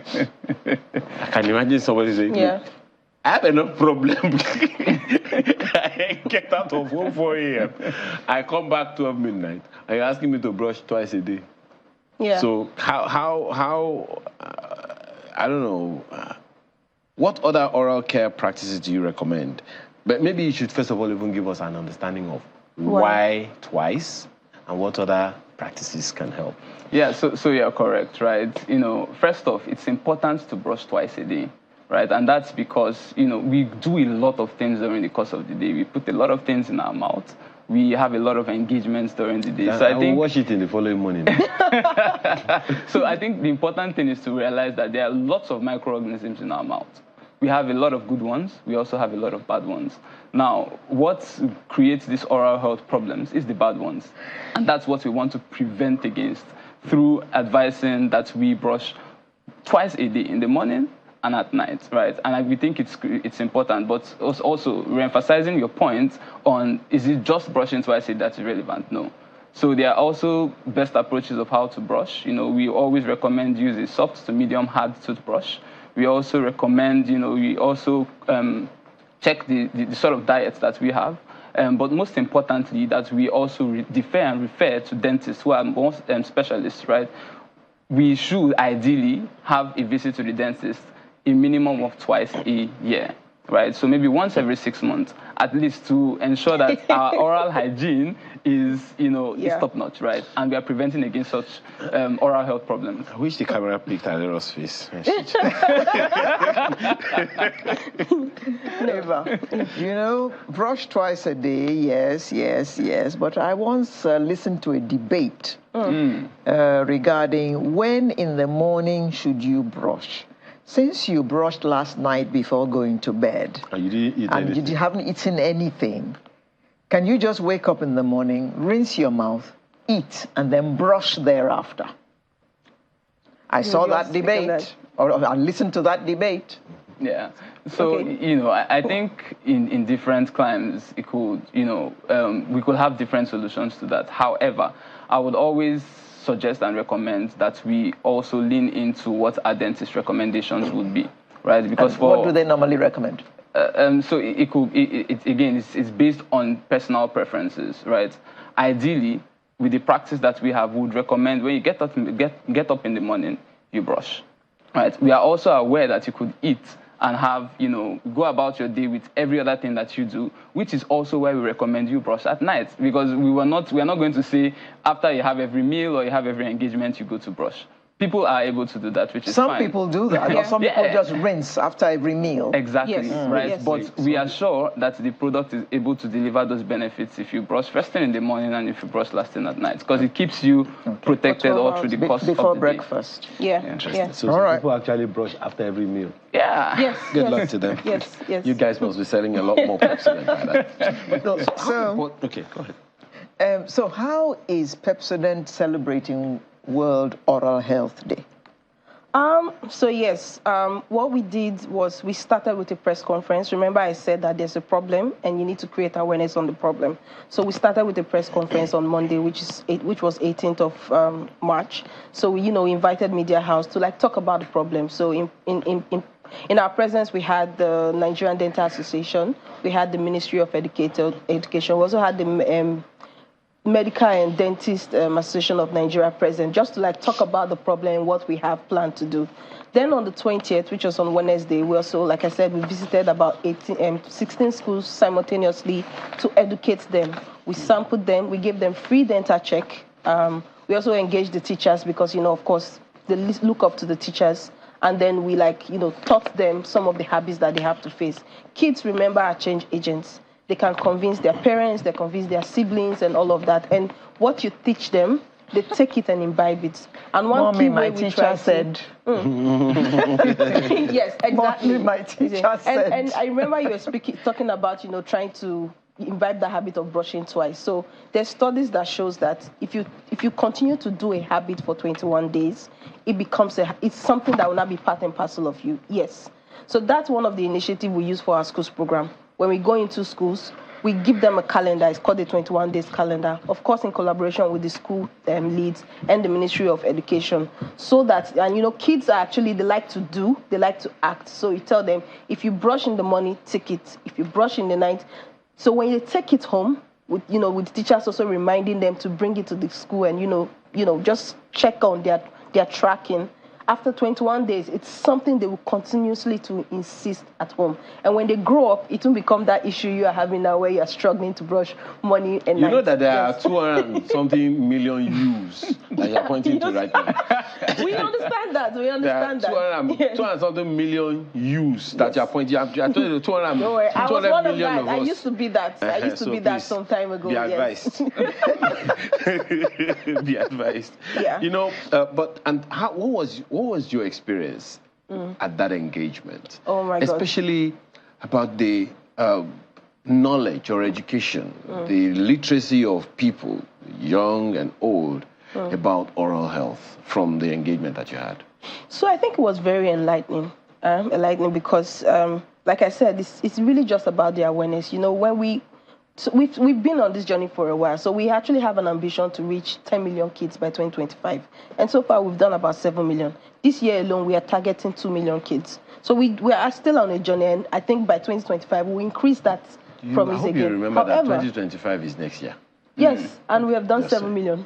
We're doing 2 million this year. Okay. So we already know we would achieve that goal. We keep our promise. We always do. But like I said, it's satisfactory and it's enlightening to see that people have issues that they don't know about. So being an agent to first of all, even create that awareness to make them understand the issue before it escalates is very, very important. For myself, when I visited the dentist some years ago, the first issue I had was they actually recognized that there was a hole in my tooth that had just started. So what they had said was it's not bad yet for it to be taken out. All I had to do was to go to a dentist to fill it. But that was when they also recommended to me that continuously visit the dentist at least twice a year, because then any issue that would have just started at inception would be picked and you can easily treat it. So for me, experiencing that, I feel very happy to be part of this project and part of this course, because just imagine what I would have gone through. The money I'm trying to save, not visiting the dentist, I would have spent, 10 times that amount, trying to go through any surgical operation or what have you. And then the pain that comes with it. I won't be able to live life as I used to live again, or eat the nice things I want to eat. Yeah. So, yeah. Or you could have just used touch and go, don't mind. What is touch and go? Touch and go never, you touch, it never goes. Stanley, yes. Please help me. How can one tell someone that they have halitosis, mouth odor? They have MO. So again, based on the culture that we are currently in, you see that she's covering her face. It's a sensitive conversation, exactly. Right? Very sensitive. Exactly. It's a very sensitive conversation. And I think what's most important is, and that's one of the things we are preaching today, to say, let's imbibe the right oral hygiene across. We are not oblivious of the fact that we have people that have these oral health problems today.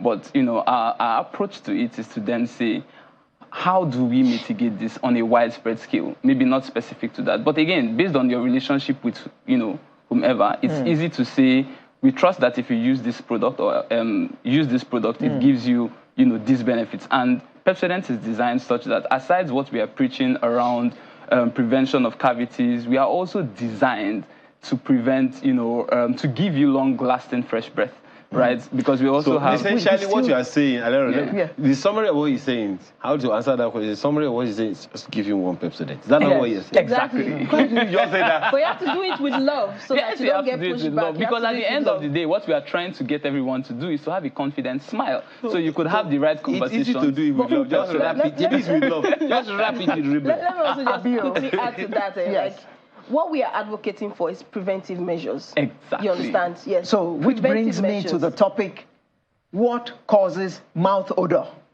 Okay. So mouth odor is caused by a host of things. First off, I said the mouth has a lot of microorganisms. We have good bacteria, ones, we have bad ones, right? So, we have situations where we eat a lot of things during the course of the day, and those things are left in our mouths, right? Because it's not every time we are able to brush. So what happens is the bad bacteria eats into some of the residue that we have in our mouth, and they release what we'll call, volatile sulfur compounds that have a stench, right? Yeah, of course. You said that good bacteria and bad bacteria in the same compound. Yes. No, in our mouth. In the mouth. The same compound now. Yeah. So now the good bacteria sit down, fold hand, they look. And the bad bacteria, they carry gun, they shoot my mouth. And they look. They will look. They didn't do anything. They didn't do anything. So they're actually doing something, right? But they have different, they have different, they have different functions, right? So the ability for we to have the right taste, have the right, for our mouth to operate optimally, or for our body to operate optimally, we need microorganisms to drive that. However, it still doesn't mean that the good ones will attack the bad ones, which is why we are saying through our product, if you understand how it works, right, bad bacteria having interactions with the residue in our mouth causes this. But we are then saying through Pepsodent, right, we are able to prevent against it, because the key thing for us is prevention. We're able to prevent against this to say, we are going to give you a white teeth, we're going to give you a clean mouth, and we're going to give you long-lasting freshness, because we've been deliberately designed to attack those bad bacteria that causes bad breath. Yeah. Okay. That's not all. So, for Pepsodent, are there other upcoming initiatives, or campaigns from your organization or from the product aimed at educating the public about oral hygiene? Absolutely, absolutely. So we have a lot of activities lined up. We have, like I said, the schools programs, targeting the kids. It's basically like a behavioral change initiative, so that we start, catch them young, and they can then imbibe the habits. So we go into schools, we educate them, we sample them, of course. Then we incorporate the 21-day calendar into their curriculum. Is there any program for adults, like the parents who themselves need to model behavior? And we have, so that's why I started with the schools program, but we also have dental outreach we run, and then we collaborate with the Nigerian Dental Association and the Ministry of Health. So currently, we have actually just started after the World Oral Health Day. We're in 33 locations already, into communities, into the rural communities, to give free dental check to people, and then also recommend, any other practices that they could do, or recommend them to the nearest dentist if it's something that is serious. You understand? Yes. So we have that going. This year alone, we're planning to reach 100,000 people directly with dental check. In terms of awareness, we're planning to reach 60 million plus people by just creating the awareness. Yeah. So those are some of the plans we have for week. There are also other initiatives that are coming, like we have some of our dentists come on our social media platforms to talk to consumers for free. People come and share their stories, talk about some of the things they experienced that they never really think was like an oral health problem. So we have those things also running. So all through the year, these are some of the activities we run. Yeah. Okay. So good luck, Pepsodent. Thank you. And thank you for coming to intimate us of your plans and all that. Yeah. Eva Ogudu is Category Manager, Oral Care over at Unilever. And Stanley Okeke is Manager, Research and Development, also at Unilever Nigeria PLC. Thank you very much. Thank you. Thank you for having us. Thank you for having us. And good luck with your campaigns. Thank you very much. Okay. Sunrise will be right back, and we shall be talking, from teeth, we'll go to the heart. The heart of the matter. Mm. What? Let's talk about heart health, in case you're wondering. It's about your heart. No, so it's not a common term, heart health. It's not a common term. Well, there's heart there. Yeah. It's not heart. I'm just saying. Okay, so what are we talking about when we are talking about heart health? We're essentially talking about you taking steps and, taking measures to ensure that your health, your heart, is in its prime form at any and pumping as it should. Pumping proportionately, pumping around. I don't even want to go to the mechanics of the heart. Pumping. Yonga Agbeniga is a medical practitioner, and she's here with us to have this conversation again. Thank you for joining us. Thank God it's hard today. She's not likely to tell me anything that will scare me today. Amen. Because one of the things that I have found out is that, first of all, according to research, high blood pressure control, they say, is possible. Nearly 1 in 2 adults all over the world has high blood pressure, according to data. And it's only about 1 out of 4 that have it under control. And let's have conversations around this morning. Thank you for joining us again. Thank you very much. Well, high blood pressure is one of those conditions, right? That's not the only one. Yeah, when we talk of heart health, it borders around various things. When we look at the structure or the anatomy of the heart, that's the structure, the physiological structure of the heart. We're looking at the muscles of the heart. We're looking at the blood vessels, the network of blood vessels around the heart, the veins, the arteries. So you're looking at all that network and everything encompassing it to say that you are heart healthy. Everything which I've just mentioned should be in place. Now, the one you spoke about, which is the high blood pressure, has to do with blood flow through those things. Those things I called arteries and veins. Let's just look at them as wires that are connecting the heart. So one set of wires carry blood away from the heart, another set carry blood to the heart. So it has to do with oxygenated blood when you breathe in, and then deoxygenated blood. So those wires pass the blood around the heart. Now, when there's blockage in one of those wires, which are called arteries, blood vessels, or veins, then there is buildup of pressure. The heart is still pumping, okay? The heart is still pumping, and the pressure is still maintained from the heart.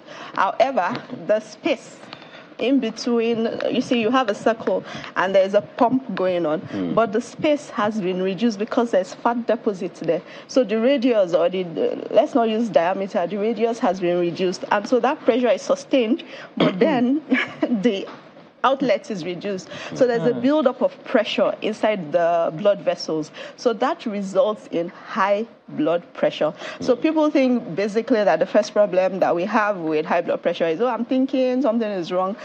The first point of call for high blood pressure is reduced output through the blood vessels called the arteries. Reduced output. How does a doctor discover this reduction in the area through which the blood flows?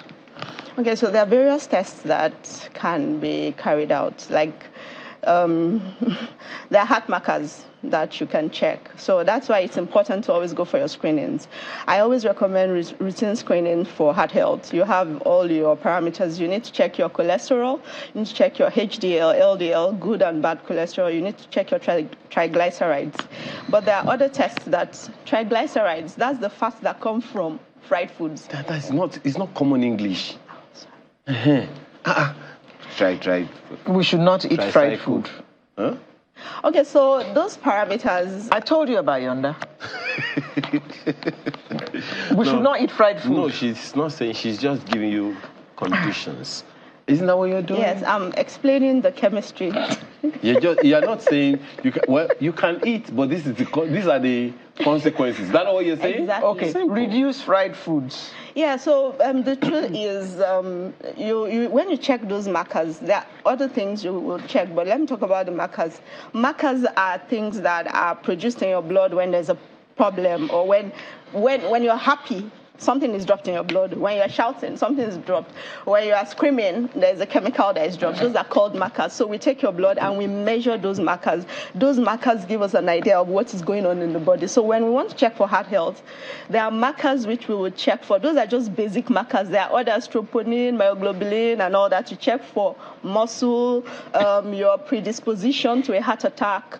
And then, of course, I always recommend bioenergy testing, which will give you that 1-year prognosis, 5-year prognosis, look at all your chances of developing a heart disease, and then we'll also tell you where you are and what can happen, and maybe within a year or so, it just tells you where you are positionally. But however, the regular markers are the ones we call cholesterol, HDL, that's high density proteins, we call them good fat, sorry. Then the LDL, that is the bad fat. And then the triglycerides, those are the ones that you get from fried foods, snacking, baked products, oils, and all that. So when you check those 4 markers, they're a pretty indication of where you currently are on the health curve with regards to your heart. But if you continue to load up on all those bad things, then you will be predisposed to a heart condition. Another way you can know, I'll shake some tables. Isn't that what you do all the time? As usual. So it's easier to know if there's a predisposition to... Go ahead. If there's a predisposition to heart disease or high blood pressure or diabetes, sometimes I call them cousins. When there's high blood pressure, there'll be diabetes. When there's diabetes, there will ultimately be high blood pressure because of glycogen, fat processing, and all that. However, if you see a man with a big bulge, okay, he has this bulge. Like when we say six packs is not only because it's fine, trendy, and all that. It's because the abdominal region from here to this place is where all the organs are. And so when you have a fatty bulge with your tummy bulging out and fat pressing on those organs, the chances are that that fat is also found inside those blood vessels that we call wires. So they're not only deposited in front of you here, they're also deposited inside your arteries. And when we check the blood pressure, they will ultimately be high. And because you have to process all that fat, then it's stored into glycogen, and then sometimes it's released arbitrarily. And then, of course, there's the predisposition to diabetes. So they're cousins. Doctor, sometimes a man has a big stomach, as you say, but this big stomach, you compress. It's not hard. And there's some you press and it's like a football. It doesn't move.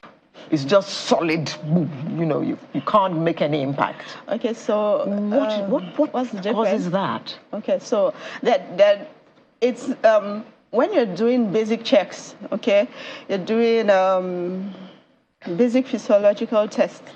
You're not taking blood checks and all that. Like when you come in, we do your visceral fats. We take a tape measure and measure your waist circumference to give us an idea. So there are 2 categories of conditions that can show from that. There can either be a colonic, there can be deposits in the colon, okay, or maybe all that stuff, or it could be fat. But when you do that waist circumference, it just gives you a picture of what is really going on there. So those conditions can either there's something up with the colon, with bulge or something, or there's just fat. But when you're taking that waist circumference, you just want to have an idea of what is going on. It's when you zoom in, check up, that you find out, is it a colon issue or is it fat issue? But really, waist circumference is just an indication of what is going on. There's a caveat for women. Now, you know, women who have undergone pregnancy, delivery, you can particularly say that, oh, there's a bulge and it has to be fat. It could be uterine enlarged, maybe the uterus has enlarged during delivery and all that. So, but even at that, there's a range that you use to check as just a visible marker. Now, this cutting down on fried food, does air frying make any difference? Or frying is frying? No, frying is not frying. Air frying just tries to fry without oil. So, like if you're air frying Titus fish, that's mackerel.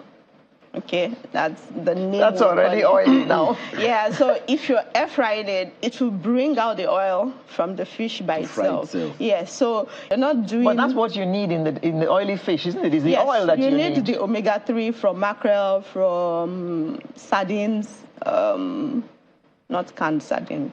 So you don't need to air fry Titus. You can air fry it. Mackerel. Sorry, you can air fry it because it will bring out the oil from the fish, the omega-3. But it's going to drain out. Yeah, so you have it draining out, which is good. You don't want the excess oil because it's already been processed with the heat. So the one left in omega-3 is good for the body.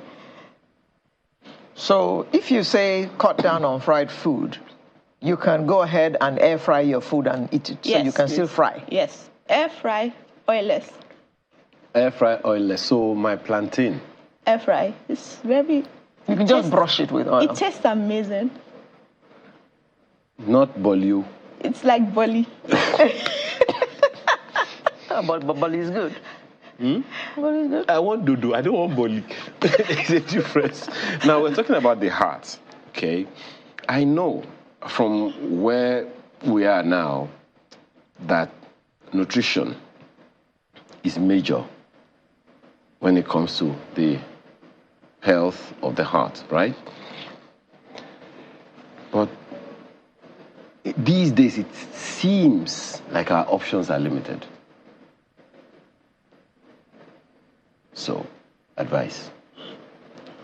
We think our options are limited. Okay. Yeah, so we think our When was the last time you saw the pap wrapped in leaves? You see, that's the one that I was eating when I was in secondary school. Every Thursday night in boarding school, they will give us a call with vegetables. Oh, right. That's true. You see. It's not yuck. Oh, yuck, right? It tastes if nice you don't eat it, also. just forget it. No dinner for you. Yeah, true. Well, our options are actually limited, but then it's up to us to try and make those choices, look for them. We think they are actually limited, but when we need them, we will find them. I mean, there are options everywhere. Where can you get a car to buy? It doesn't have, in all honesty, it doesn't have to be a core. That's where I'm going, where you can find a forero. I know we have a global audience. Then you can do cabbage, kale, spirulina, all that stuff. Grain collard, vegetables, all types of grains will aid heart health. Any grain will aid heart health. Fruits, vegetables, fiber will aid heart health. Funny enough. Have you noticed that there are no fruits in Lagos anymore? You have to get them at the mall most times. Wow. To buy fruits, you sometimes have to go to the mall. Yes, I went searching for oranges. I couldn't find oranges. I searched for pineapples.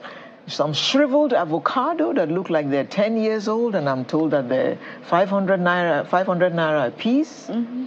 And I'm saying, what's going on? Is it the farmer-herder crisis that won't allow fruits grow, or what? It's climate change.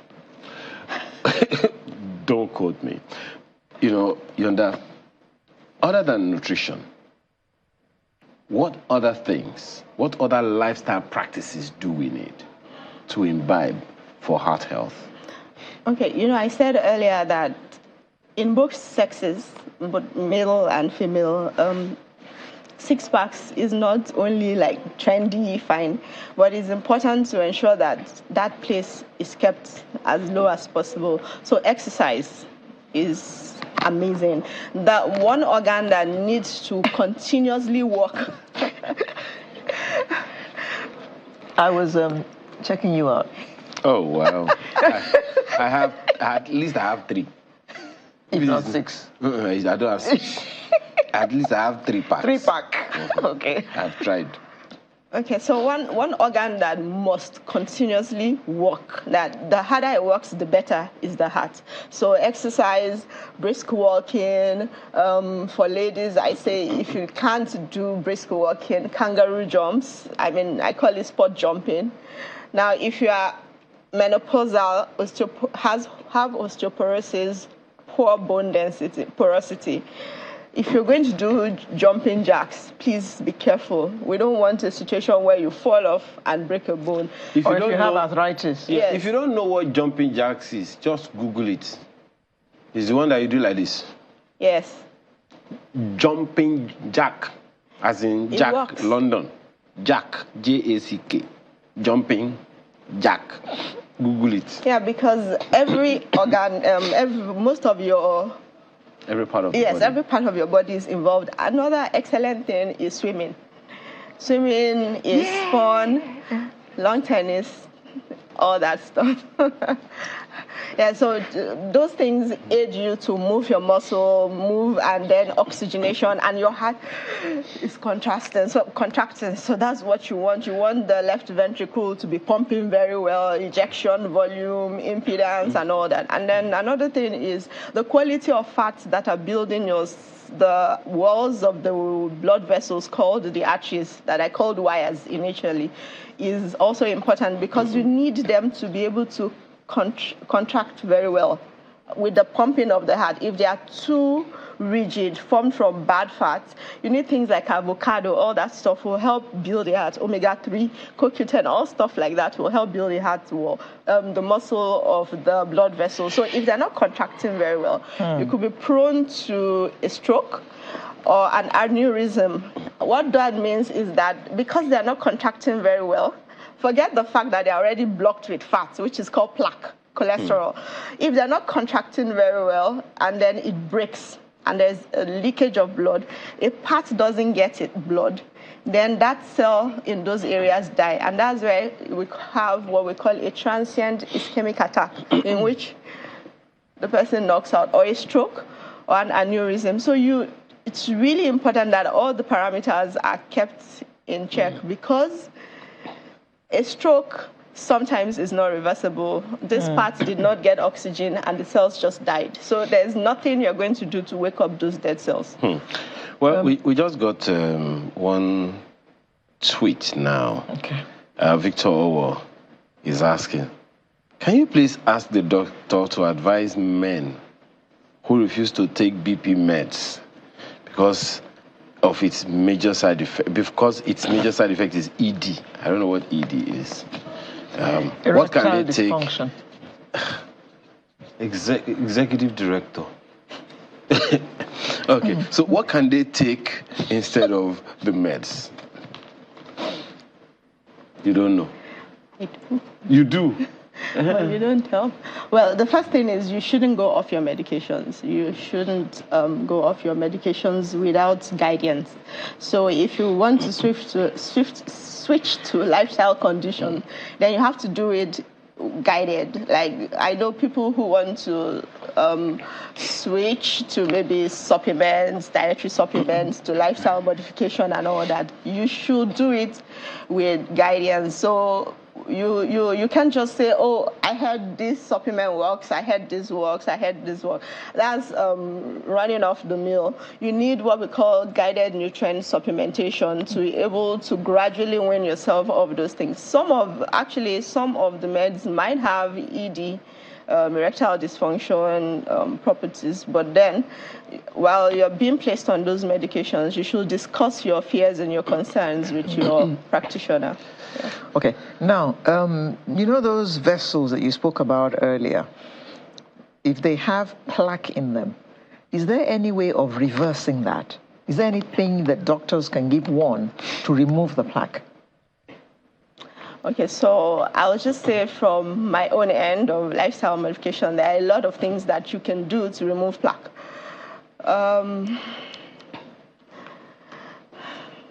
There are a lot of things you can do to remove plaque. The first thing is you need to lose weight. So back to exercise. Yeah, the cholesterol will go when you lose the weight. Then, there are a lot of things that we can discuss Okay. Yeah. Okay. See your doctor. I shall see you in camera. Okay. But there's something you mentioned earlier, and I'm on hopkinsmedicine.org now, talking about knowing your heart risks. You mentioned knowing your heart risks the other time, and Hopkins is saying common heart risks include age, family history, high blood pressure, high blood cholesterol, and diabetes. Some of them you have mentioned earlier, but speak to the age and family history ambit. Family history is just default programming. Then if daddy had high blood pressure, there's a chance. Yeah. Now, two things could cause that. Number one, there's something called genetic predisposition. There are a group of people that now this is a little this one goes more into some form of biochemistry. Okay. There is a group of people that even if they're drinking water and they're not eating fats, they're still going to have plaques. So they have a genetic predisposition to it. They're called people that have lipoapoprotein, something A or so, and either way they're going to retain fat. You don't have a chance. Yeah. So but there are modifications there are things that you can do, especially when it comes to lifestyle modification, wellness and stuff. Those people are usually deficient in lysine. So when you replace that amino acid that is deficient, those lysine rings are covered. Now this is kind of a little bit deep. So for them, there's a specific protocol that you put them on, those people with that. So if it is genetic, if it's a genetic predisposition, not because of lifestyle mismanagement of your diet, then there's a protocol that you can engage for them to help those people with that condition. Is there such a thing as too much exercises? You are not a fitness person, but is there such a thing as too much exercise, effect of exercise on the human body? Okay, so for moderation is the key to everything. So you don't want to have so much lactic acid build up and your muscles are paining you, and then you have to go and take painkillers to knock them off. Okay. Then you don't want to collapse. That's a big problem for the heart already. I saw this information. Someone shared this information with me. They call it restricted. It's about restricted eating. It says it's unconfirmed. It says you are at the 91% higher risk of dying from cardiovascular disease over a median period of 8 years relative to people who ate across 12 to 16 hours. It's actually talking about those, what's it called? Intermittent fasting. Does that have any impact on the heart health? Intermittent fasting is beneficial to general health. Because, what you do with it is, and that's why I talk about, I hope it don't come from my head. Go on. That's why I talk about keto diets. Okay, so what we usually advise is that you go on a sustainable diet, lifestyle modification. If you're doing intermittent fasting, it will benefit the whole body. And if you're doing that... What is intermittent fasting anyway?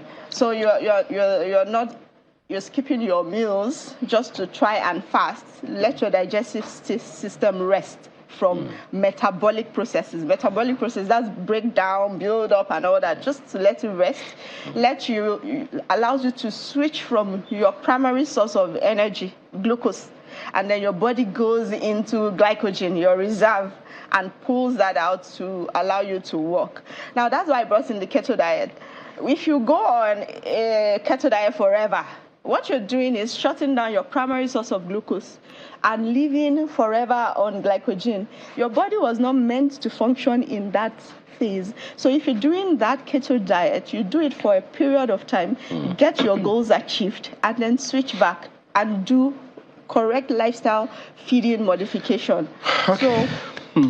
Well, this is another endless conversation, and I'm happy you have also scared Alero again. But for now, we have to thank you for being here. Yonda Gbeniga is a lifestyle Doctor, thank you again for your time this morning. And just before we take a break, to quickly inform you that for those of you watching us on DSTV, we'll be joining the Evangelical Church Winning or for the new project, for their new church project commissioning at the Ekwa Church, Kaltungoga in Gombe State. Of course, the program continues on all our terrestrial channels across the country and in the UK. And you can also continue watching us online on our YouTube channel live stream. In the meantime, we'll take a short break, and it's time for the...